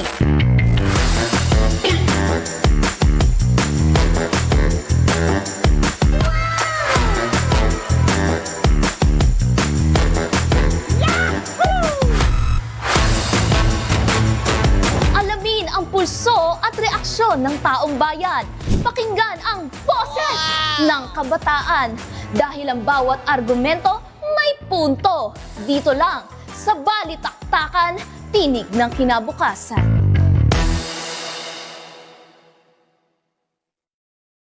Lahat na lang yata ng problema sa loob ng ating mga para-barangay ay ating itong hinaharap. Ano bang oras ang tawagin nito? Makikita mo kung gano'n natin kamahal ang ating mga sinasakupang lugar. Hanggang ngayon, hindi mo natin matawag ang ating mga sarili o ating mga barangay kung ano ba talaga ang kalagayan o tatayuan ninyo sa ating gobyerno. Kayo ba ay talagang totohanan ng tatrabaho sa ating gobyerno o voluntary pa rin ang inyong pong mga gawain? Kaya ito po, isa sa 8 priorities ng ating pong Kongreso at makakaasa po kayo na tututukan natin ang gusto ang magdapatapak sa ating mga barangay officials. Kami po ay makikipagtulungan sa inyo. At sa lahat ng mga pumupuna sa ating institusyon, maraming salamat din po sa inyo. Kayo po ang umuudyok sa amin na ituwid ang lahat ng ating gawain at iayos ang mga plano at programa para sa ating kababayan. Kung meron pa po kaming pagkukulang, sige lang po, nandito lang po kami. Handa po kami makinig sa inyo. We'll never stop listening. Palaging bukas ang Kongreso para sa inyo. With 287 members voting in the affirmative, 12 in the negative, and 2 abstentions, House Bill number 4058 is hereby approved on third and final reading.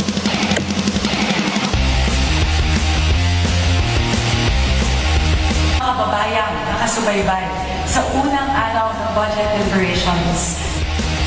Yes, ADT, if we make any request, speak louder. This will be the first of many engagements. Together, let us craft a national budget that truly serves the people.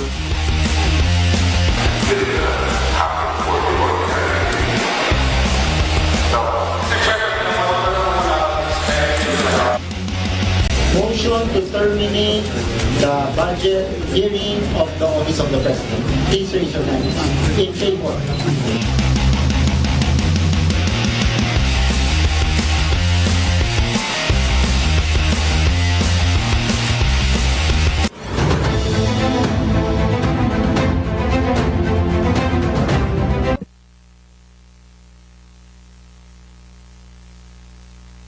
Thank you, Mr. Chair. Thank you, Chair Anyala. Just a couple of questions, more clarificatory. So I asked this a while ago, but when sometimes we're able to use the term green-gray infrastructure interchangeably with nature-based solutions, provided it meets all 3 requirements, right? The follow-up for that would be, how can you measure the effect of nature-based solutions? Like, is there a way? I mean, while we're waiting for the natural capital accounting (IRR) to be implemented, is there guidance already on how to measure the effect of the nature-based solution as well as its effectivity? And then when you're measuring effect and effectivity, are you looking at it over space and time? I mean, is that part of the metric? And if so, I'd be grateful for guidance on that. Thank you very much, Kong Ana, for the question. So yes, maybe for the benefit of others lang po, no, when we talk about NBS, it's not only green, it has to be mangroves, it has to be forest.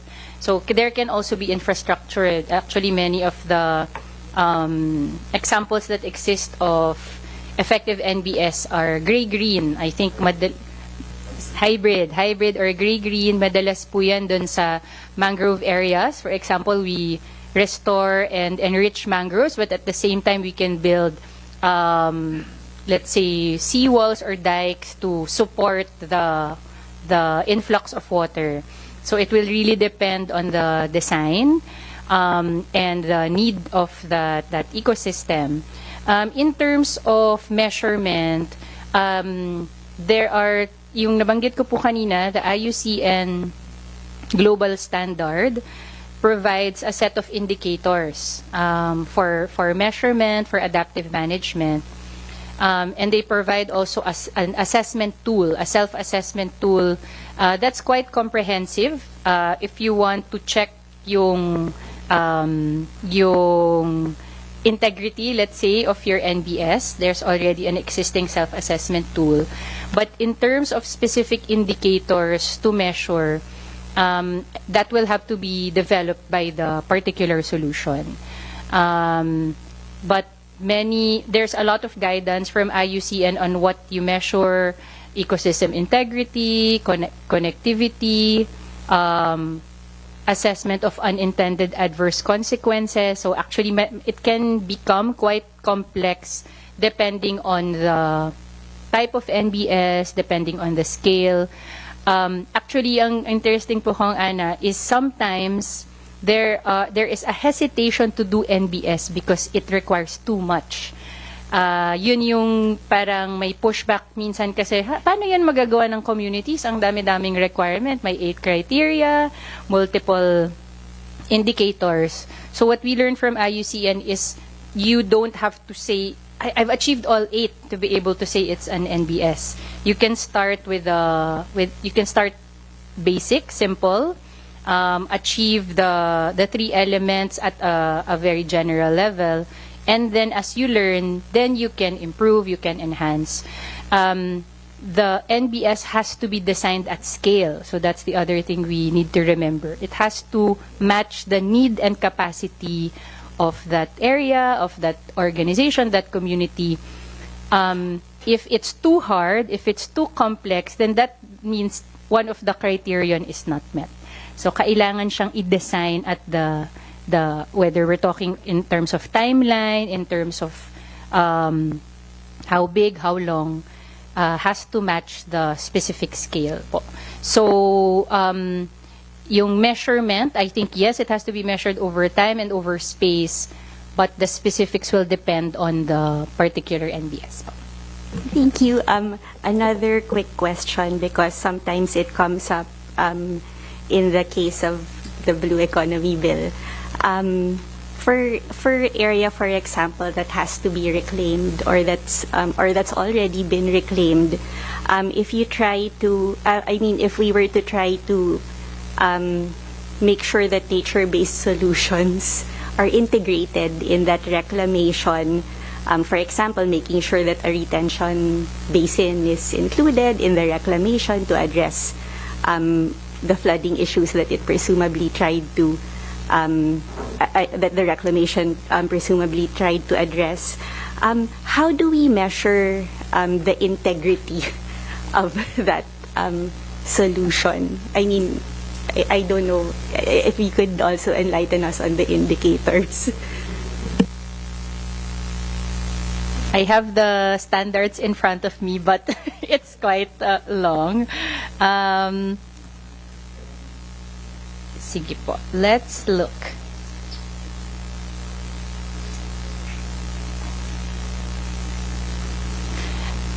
Baka po mas mahaba yung sagot kong, Ana. I can probably share with you some of this later, but yung mga nabanggit ko po, na when we talk about NBS, one of the criterion is NBS must result in a net gain to biodiversity and ecosystem integrity.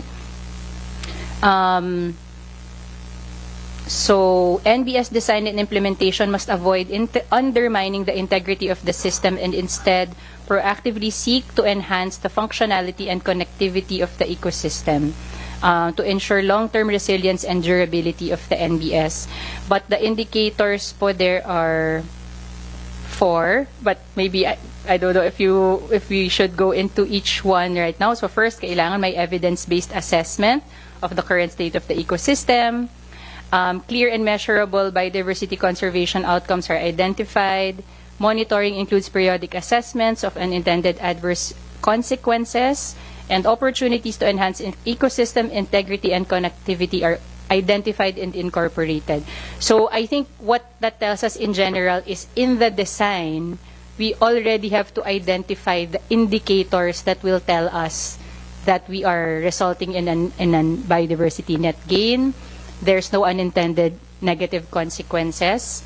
But yes po, I can share with you this list, Pam, because there's a lot and we can really tweak it depending on the need po. Thank you so much. Attorney Aya, also, another question still on measurement. When you and I sort of mentioned this earlier already, but in looking at an ecosystem that we are trying to the ecosystem and the ecosystem services that we're trying to preserve or protect, is there a way to China wall, for example, or compartmentalize the various interventions and measure also the various interventions given, if only because of the funding aspect? Like, for example, when you're looking at a particular ecosystem that provides ecosystem-based services, and then part of the funding is going to be coming from non-market approaches, so grants. And then a part of the funding could also be supplemented by market approaches, so maybe carbon credits. Will it be possible to China wall, for example, the interventions, or do you think in terms of measuring the additionality, for example, or carving out the additionality of the market approach funding, do you think that's possible to do within an ecosystem, or do you think it would be safer to just look at maybe carve out or segregate different ecosystems according to the funding it's receiving? I ask this in a very theoretical way, knowing that some might be minded to invest in its protection because of funding requirements, and then others, I would have a more philanthropic bent. Just to add to what Congresswoman Anna was saying,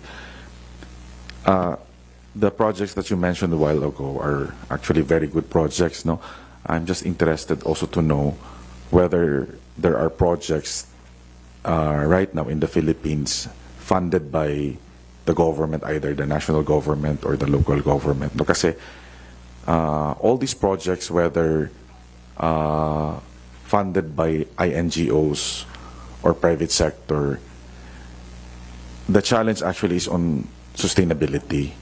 No, so we can reforest a particular watershed.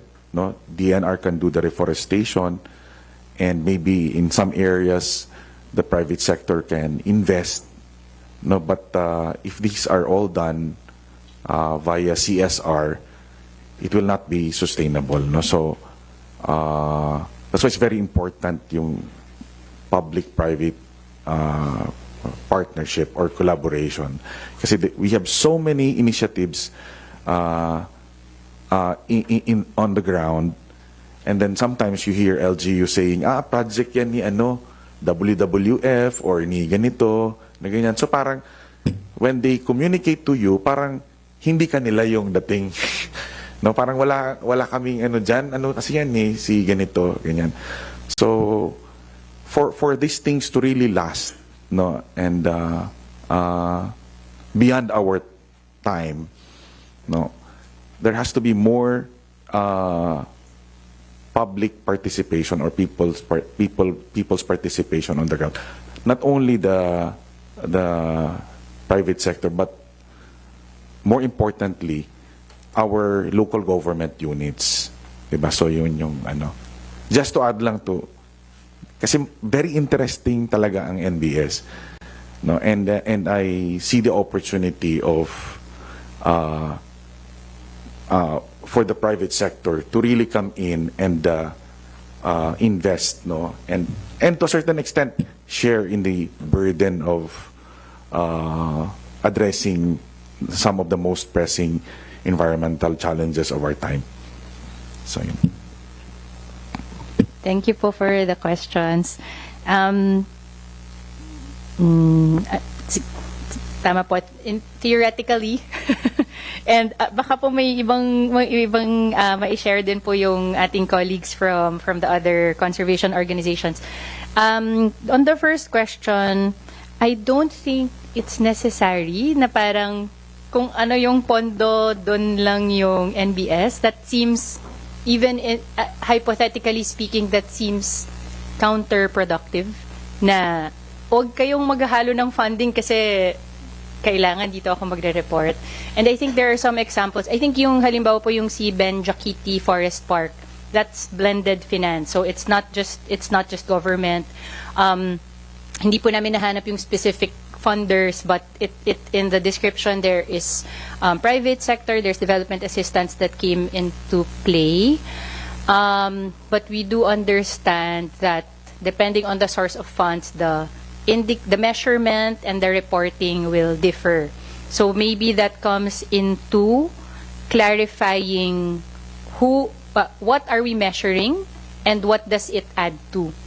Dahil I also agree kong Ana that we shouldn't double count the results, no, na I count this as an achievement of the government, but also I'll report it to this other funder, the private sector, or an investor as another achievement.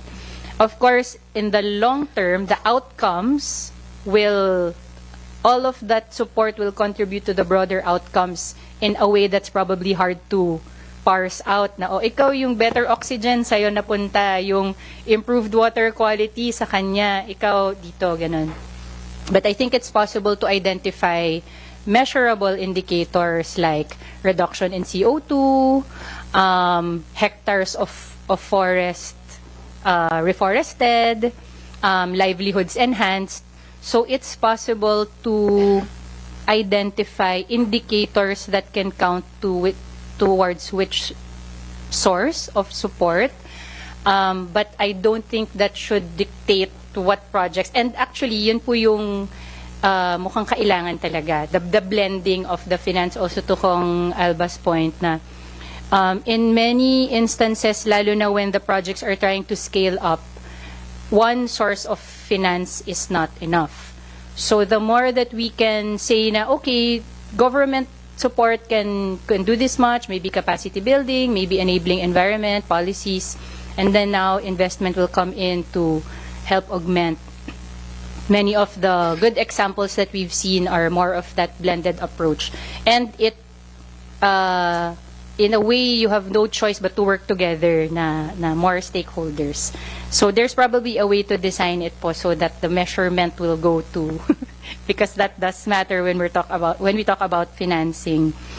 Dun sa sustainability, there might be po in terms of local governments that are leading, but in the examples we've seen, yun pong sa Catholic Relief Services, those are LGU led po.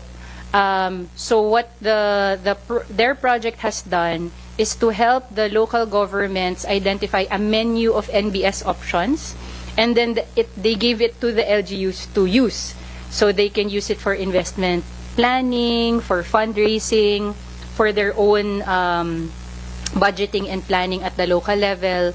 So it was really giving sort of capacity and information and data to the LGUs to do what they want with those NBS options. I think there were already some LGUs that have used it. Wala lang po sa amin yung information at the moment, but those are cities. So in particular, I think Iloilo is one of their model LGUs that have taken up the NBS that were assessed. Dun sa other projects naman po namin, the examples from Forest Foundation experience, because we cannot give grants to government, so that's one of our limitations. But the LGUs in most examples are very involved. They provide data or technical assistance to the community organization. So for example, the municipal ENRO or the CENRO is heavily involved in designing the project, in providing their existing assessments, financial management. So even if the LGU is not the holder of the funds, they are there to closely work with the implementer. And we've seen po that those are usually better implemented, more sustainable because the government supports the community organizations very closely. So yung San Carlos na example po, the San Carlos City government has, I think, a record number breaking of SGLG already. So the San Carlos Development Board could very easily work with the local government to implement their project. And baka quickly lang po on the private sector, there's a lot of interest actually from the private sector, from development banks, from companies who are interested in NBS. We've been part of the Blue Economy discussions din po with the DNR, and also part of the Blue Carbon Action Plan, NBCAP.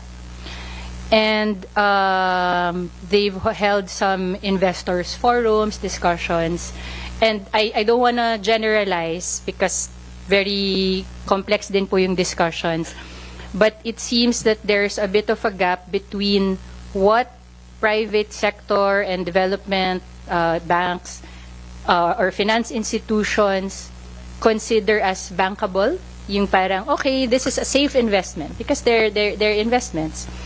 And because we're dealing with ecosystems, longer returns, higher risk because of climate change, anthropogenic causes, etc.,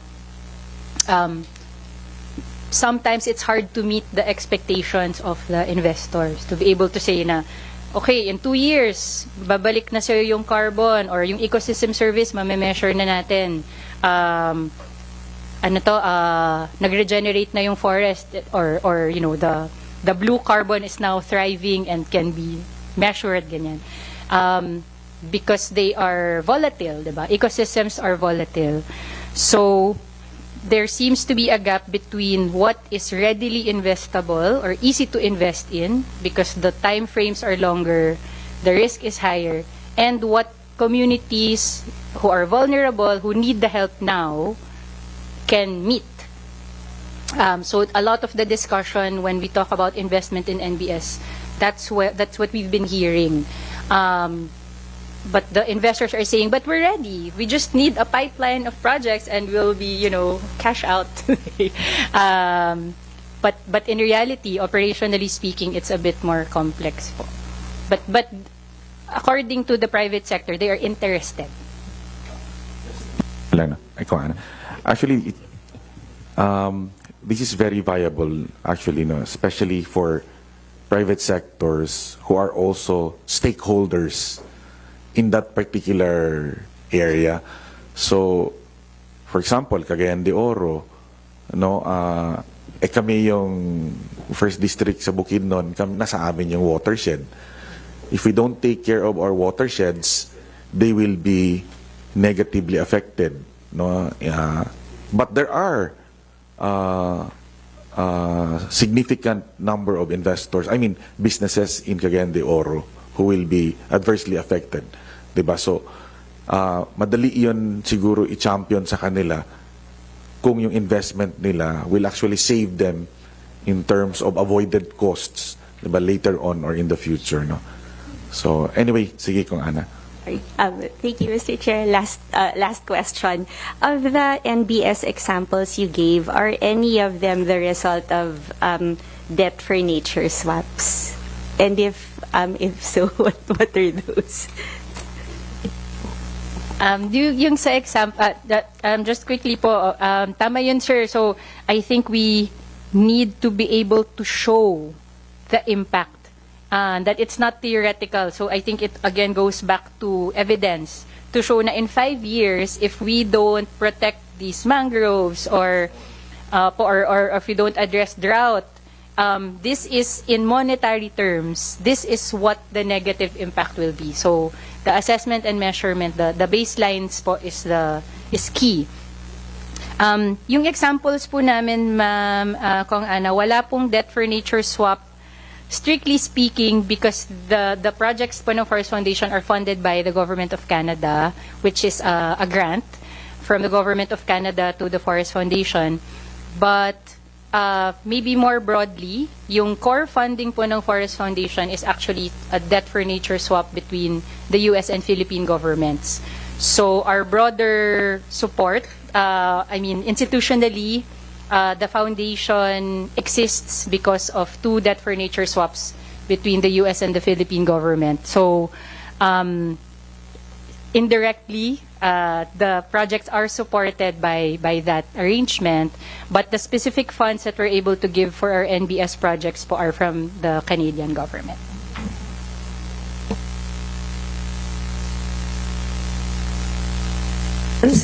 I have some questions also, but I think some of them were kind of reworded by Kong Ana, but I'll ask them anyway since I wrote them down during your presentation. Are there any baseline studies being studied at each site to measure ecological and social change in those NBS projects you mentioned? And how do you ensure consistency and comparability of data collected from diverse ecosystems? Thank you po, Kong Tolentino, for the question. So I can speak for the projects po ng Forest Foundation. In our 6 priority areas, yes, we conducted 3 types of assessments: vulnerability and risk assessment, a gender-based analysis, and knowledge, attitudes, and practices analysis to understand how people process information, how they learn, kasi may capacity building component din po. So those have proven very important because we asked our proponents for our project, for those who submitted project proposals, to respond to the results of the assessment. Because obviously there are many social issues that can be addressed, but we wanted to make sure that the projects they proposed for NBS implementation responded to climate risks and gender issues because those are our targets. And biodiversity. Sorry, may biodiversity assessment din po and marine biodiversity assessment. Those were for our sites. We also did a thematic call for proposals that was not site-specific, so national to, open to anybody, but we asked those proponents to submit their own assessments.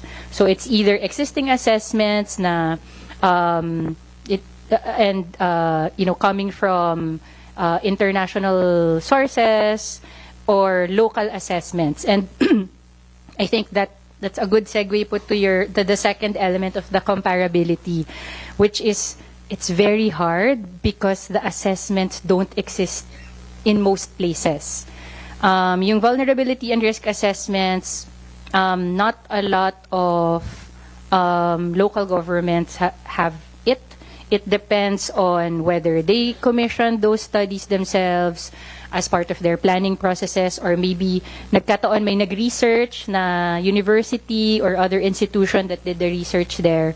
Or like ours, a project that actually conducted it as part of the program.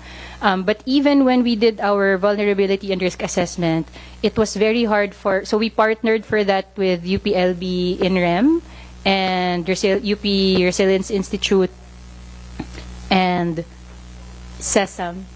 Yeah, so we partnered basically with the UP Los Baños. Even these are already researchers used to doing these assessments. In some of the examples, it was hard for them to get data from the local level, kahit basic information, because those researches had not been done previously. So it depends on the resources available, on the interest maybe of the local stakeholders, because it also requires resources po. Hindi siya it takes a lot of resources to conduct those studies. So even in the ones that we already supported the conduct of the assessments, the availability of data also differed. So baka po yung comparability, it's really from locality to locality. But maybe because the interventions are very localized, at the moment we don't need very comprehensive data. It has to respond to the scale that we're looking at po. In addition to that po, siguro dun din papasok yung tinatanong din ni Kong Ana na yung need for, parang how do you measure the success kasi, di ba? So dun po pumapasok yung baselines. We have to know the baselines first para alam natin kung paano tayo mag-measure ng impact. So yung monitoring and evaluation po natin, hindi lang siya darating sa huli. from the start, kailangan alam mo na at hindi siya, alam mo na kung ano yung tinatarget mo. Paano mo sasabihin successful lang is ang proyekto nyo kasi alam niyo yung baselines nyo. At hindi po siya, tawag dito, na parang kayo lang yung nag-decide. It has to be consulted with the experts, with the communities. It has to be a multi-stakeholder approach po dun sa ating parang how do we create those measures. So, dun din po papasok pala yung parang in terms of future use ng public funds. Siyempre, ito pong mga proyekto po na funded by developmental organizations. These are good opportunity po kasi magkakaroon na po tayo ng case studies. Then, mas magkakaroon po yung mga businesses, private sector, ng makabuild po tayo ng business case. So, para mas malilesen yung risk nila, mas malilesen din yung kaba nila na baka hindi talaga sila mag-incur ng profit. So, I think po, yun po yung mas magandang gawin din ng government ngayon before they look into possibly funding nature-based solutions. Very good opportunity po ngayon kasi napakadami na nating examples. Thank you, ma'am. Before we proceed, we'd like to invite Greenpeace. Any word from Greenpeace? No. Any comment? Thank you, sir. Apo. So Greenpeace po is here because we joined the briefing session with the Forest Foundation, the Philippines. But in general, Greenpeace is supportive of NBS as a way to provide solutions for the environmental and climate crisis. Large part of our work is work with communities, those that are highly impacted by the climate crisis.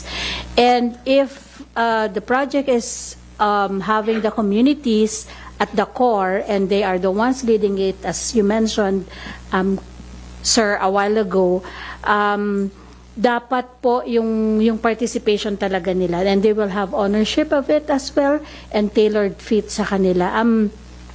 Also, we'd like to maybe just say that it would be good kung sa mga monitoring and evaluation, makita rin po kasi yung baka corporate driven siya and then it might lose the essence of having corporate community participation in it. Which is supposed to be at the heart of the NBS as part of the solutions. Yun lang po. Thank you very much for the opportunity. My colleague Jeff would like to add something as well. Thank you, Mr. Chair. So, just to reiterate then what VG said, actually we've also been working with community-driven approaches sa Kinapondan, sa Mercedes, sa Eastern Samar, no? And the clamor for these kinds of solutions is there, no? And I think one key issue has been scalability, no? Gusto nilang mapalaki, pero again, questions on investments and even government support. So some a policy framework for NBS would really be important, but also to underline the need, no, for these safeguards and criteria to be set in stone first, no? Kasi isa yan sa mga nakikita din natin globally how NBS is actually being co-opted and used, no, by a lot of interests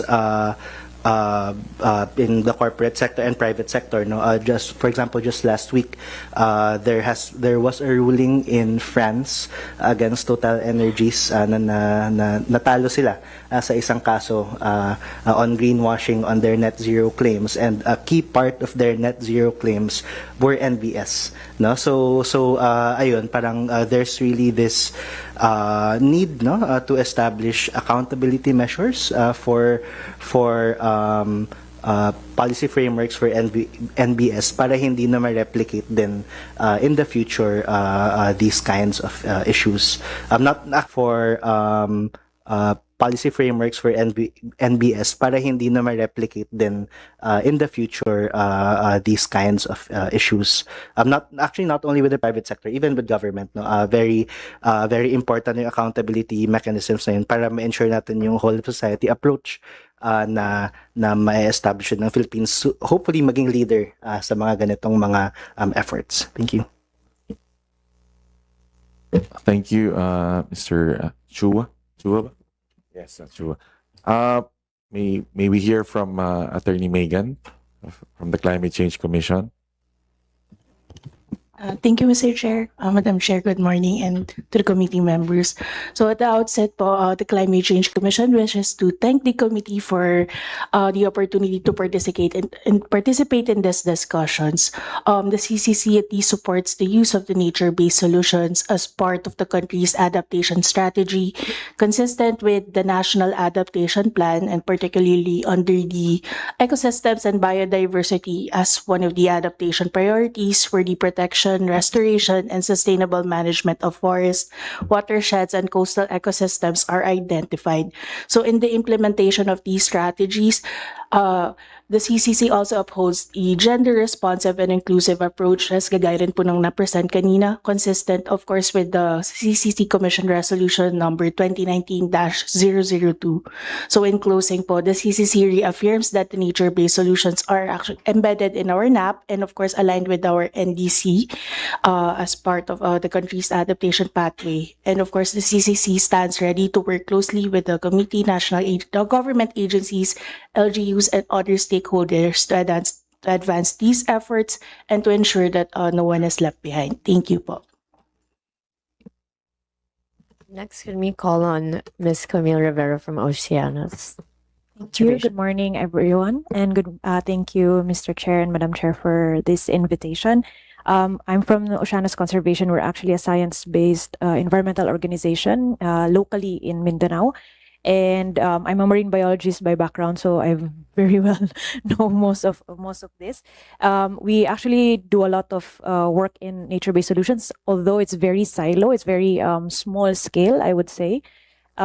We do a lot of reversion of abandoned fish ponds back to mangrove forests. So we do have a blue carbon program where we reforest abandoned fish ponds from the Department of Environment that is already being worked with the local government.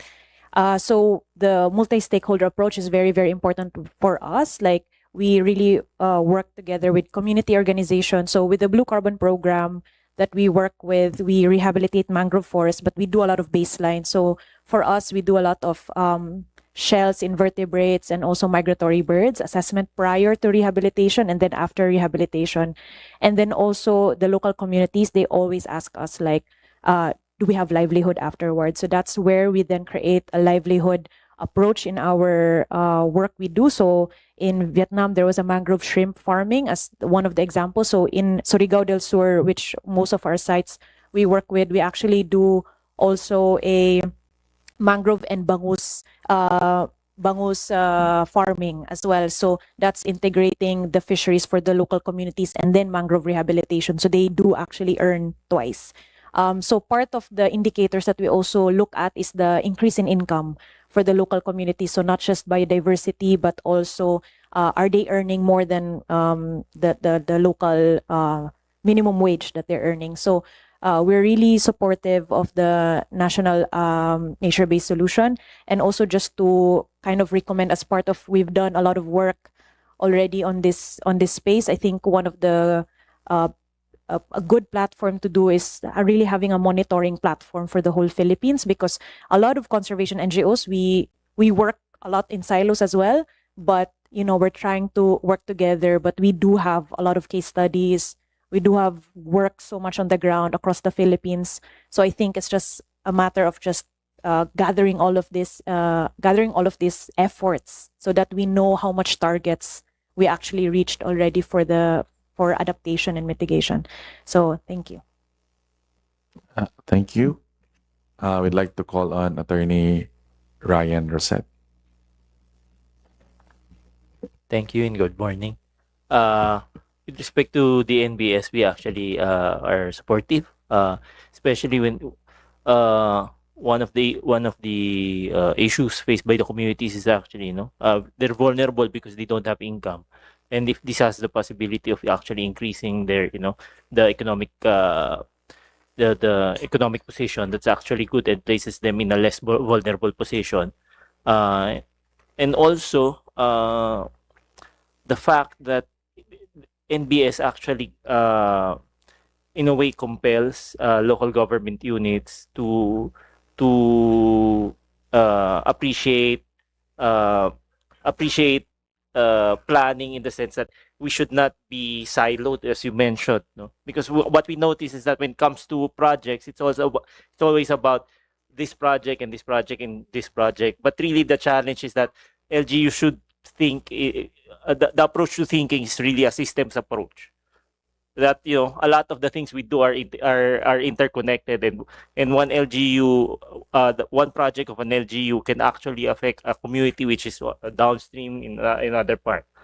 And finally, this was raised a while ago by Jeff. With respect to the safeguards and mechanisms, because they might be I guess a danger again because this might be used by some corporate interests for greenwashing. So I guess maybe just to emphasize that point, that to avoid that, because I think that's also practice. I wouldn't say a practice, but it's a phenomenon being used by a lot of entities. Thank you, Attorney Reset. Kung Ana, you still have questions? It's not really a question, Mr. Chair, but maybe something to mull over. One of the things that's been brought up also in the context of nature-based solutions is the idea of having the kind that are eligible for CORSIA credits. So to help also the aviation sector offset their emissions. And they mention scale, they mention longevity, so 100 years of being able to measure the impact, super high integrity, so that the methodology has to be tight. The Philippines hasn't qualified for CORSIA eligible credits, and maybe it's because we don't have 100-year leases yet, and also we haven't been able to develop monitoring, reporting, and validation MRV systems. But I was wondering, in the IUCN toolbox that was mentioned earlier, is there a way for the methodology to be tightened, even like at community level, so that the communities get used to processing or owning or having ownership over the integrity of the ecosystem that they're protecting? And because if they have ownership over that, then maybe it will be easier to scale nationwide. And then maybe, I mean, we might not have the 100-year lease yet, but maybe we'd be able to meet the standard for high integrity that will evolve later on. So I was wondering if, in that sense, if the capacitation could include already digital MRV at community level, so that they're used to a certain work process, and then that becomes easier to scale nationwide. Just to add lang to what Kong Ana was saying a while ago, no, in connection with CORSIA, we know that by 2027, 2028, so our airline industry will have to meet the compliance requirement, no? So and in terms of carbon credits, no, so if we are not able to what we call this meet the requirements, so the tendency of the private sector is to look for somewhere else, no, in terms of availability of credits, no. So this is actually a potential loss of opportunity also for the country. So maybe this is something that we'd like climate change to the commission to look into. Kasi we're dealing not only locally but also internationally, no, since this is a global issue, no, climate change, no. So baka kailangan din nating bilisan yung mga kinakailangan nating gawin. Pag-establish ng carbon market framework, isettle yung mga concerns natin internally so that we can actually speed up, no, our transition, no, to a low carbon economy. So yun nga ang ano doon, no, because internationally kung may mga obligation kasi tayo, I mean in terms of economics, no, so yung airline industry kailangan hindi lang naman yan domestic lumilipad, no, so global ang exposure. So we also need to meet the requirements of our international obligations, no, under the Paris Agreement, no. So for our businesses, no, to continue flying to this internationally. So, and syempre, hindi naman itong mga requirements na to, hindi naman to na comply overnight. No, so it takes a while, no, and baka darating yung 2027, 2028, wala naman tayong, we are not yet ready pa rin.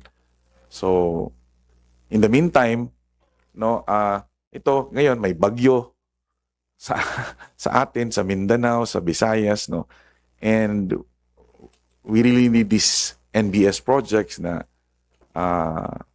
masimulan kasi it will really help, no, the different communities, especially at the local level. We really need to champion this in our respective LGUs.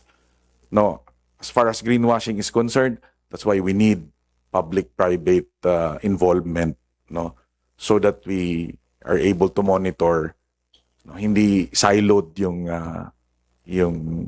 mga activities natin. So I hope we can have more activities like this, but siguro next time, Madam Chair, imbitahin din natin yung mga local government units, no, because we really need to influence, no, our local leaders that, no, hindi lahat ng solusyon semento, no. So baka pwede nating gawin itong NBS na project ng mga graduating civil engineering students, architects, mga ganon, so that, no, before pa sila mag-join, may mga bagong ideas na pwedeng i-introduce sa mga organizations that they will be joining in, no. Sa LGUs naman, hindi lang umaasa sa IRA or sa NTA, baka pwede natin i-encourage to build their own municipal bonds, no, sustainability bonds, so that they can also support or fund their own NBS project, and that they will not rely solely on the national government, no, for funding, no. So these are actually opportunities that we can explore with the private sector on the ground.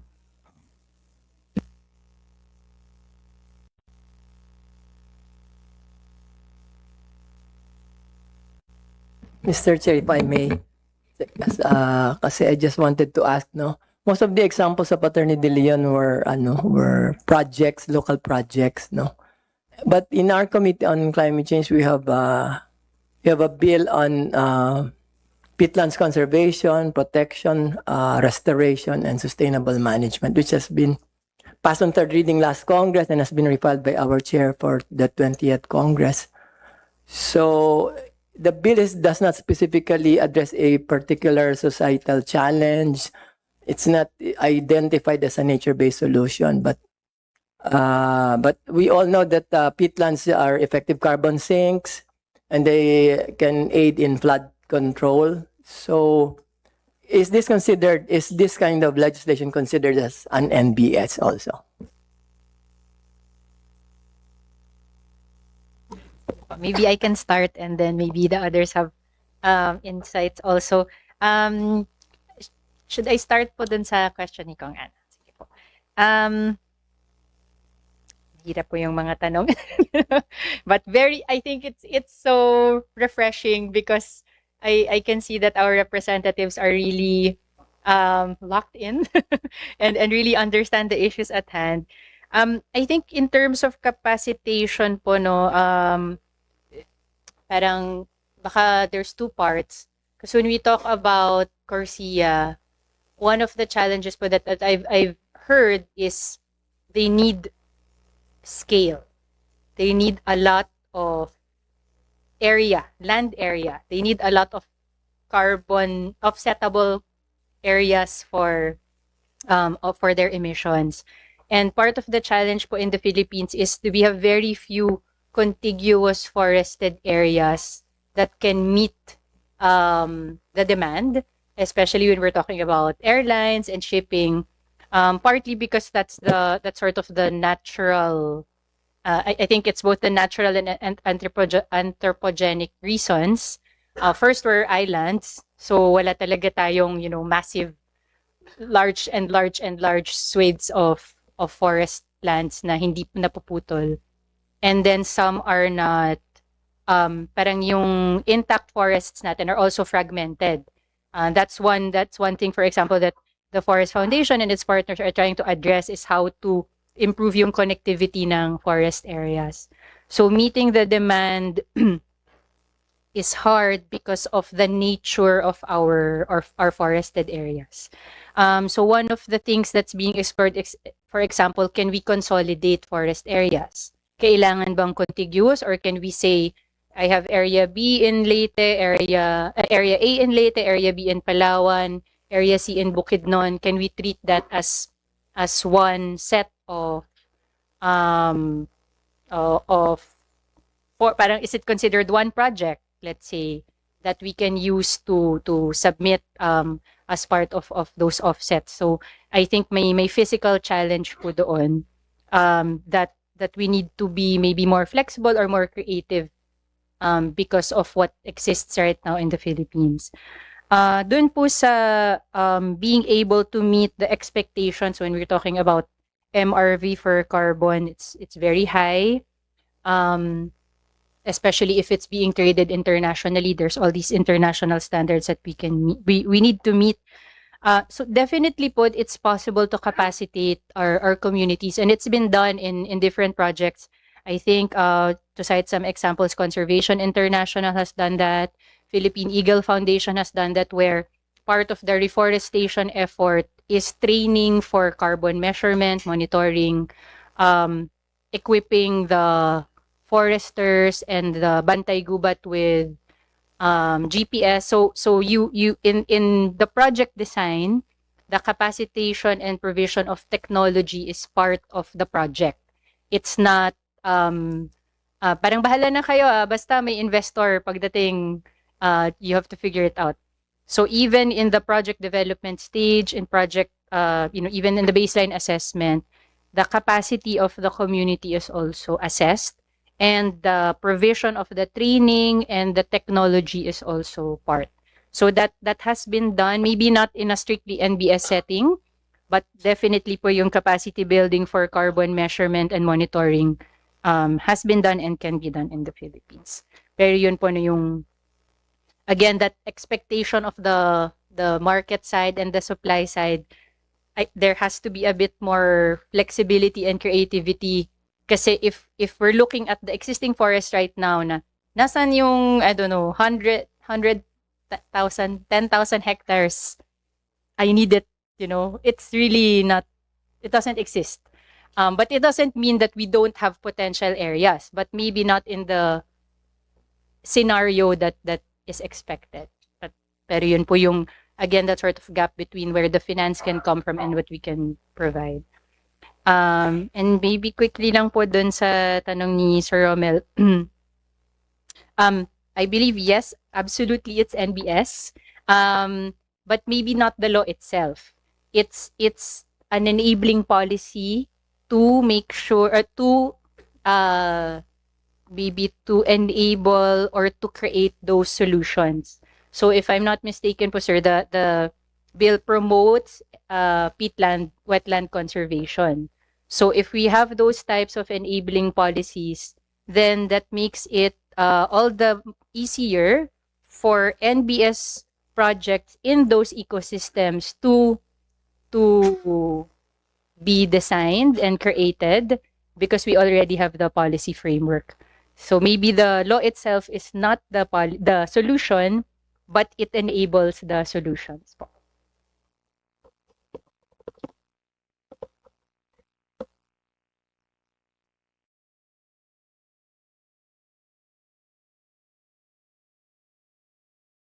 Any more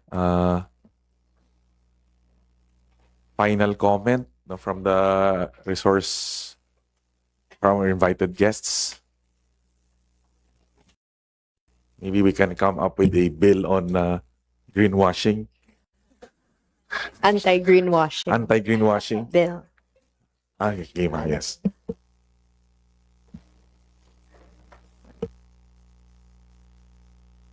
Let's hear. I'd like to recognize Congresswoman Thank Maglibag, you. our chairperson for the Committee on Women Gender, and yeah. Gender Equality. As you would know, no, in Laguna, especially in First District of Laguna, San Pedro Binyan, and Santa Rosa, we've been experiencing massive flooding, and it retains up to 6 months. So when it happens, talagang my constituents, they will be living in a community na talagang baha. So I'm truly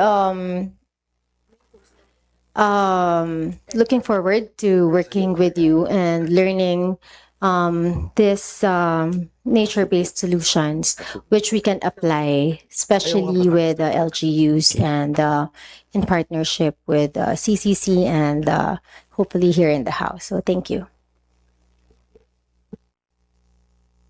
We all just want to say thank you for your time and your effort for coming here despite the bagyo happening right now. And what Kong Alba said earlier, I agree with you that maybe next time we can have a conversation with the LGUs because they really are at the heart of all this, the problems and the solutions. And we have to let them know that they are part because it's their land, it's their lives, and it's their communities being affected, and we're just here to help them. So I think it would be really, really useful to have them next time. And it's good that we have representatives from Luzon, Visayas, and Mindanao. So we're all balanced here, and we can really, we can bring them all here and have a very, very important conversation with them. So yeah, with that, I just want to say thank you on behalf of the Committee on Climate Change. Kong Alba, you have the floor. On behalf of the Committee on Sustainable Development Goals, thank you very much to all our resource persons. We hope we can invite you again for another round of sharing. So, any motion? Sorry, I also want to extend my our gratitude po from the Forest Foundation, and I'm sure from our colleagues from civil society, to have this sort of open and very robust discussion on nature-based solutions. We're thrilled that our representatives, our House of Representatives, is not only interested but invested in learning more and in helping to create more interest, and of course yung supportive policy I think is very important, but we're very happy po for this opportunity, and thank you so much for having us today. Thank you, Attorney De Leon. Okay. From Greenpeace, any last word? Yes, sir. Thank you, Mr. Chair, Madam Chair, for the opportunity. And rest assured that Greenpeace is always available to support the committees on the programs that, it's about getting climate justice for the communities. Thank you, sir. Thank you, ma'am. Attorney Reset. Same din po. First, thank you for the opportunity. And really, we look forward to working on this initiative, NBS, because definitely it's one of the possible solutions for climate problem. Thank you.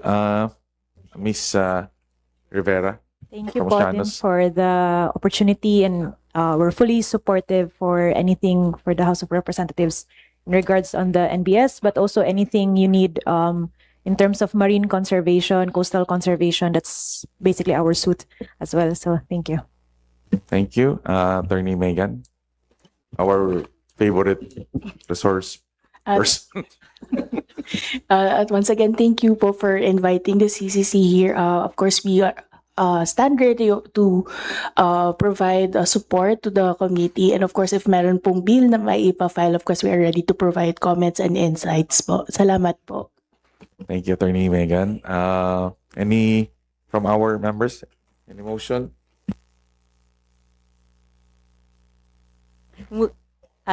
Mr. Chair, Madam Chair, I move to adjourn. Second, Mr. Chair. Okay, there's a motion to adjourn.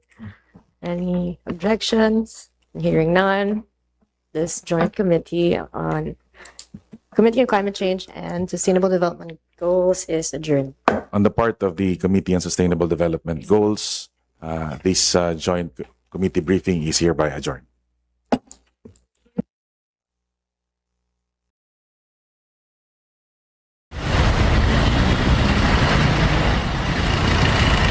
Saan mapapanood ang Congress TV.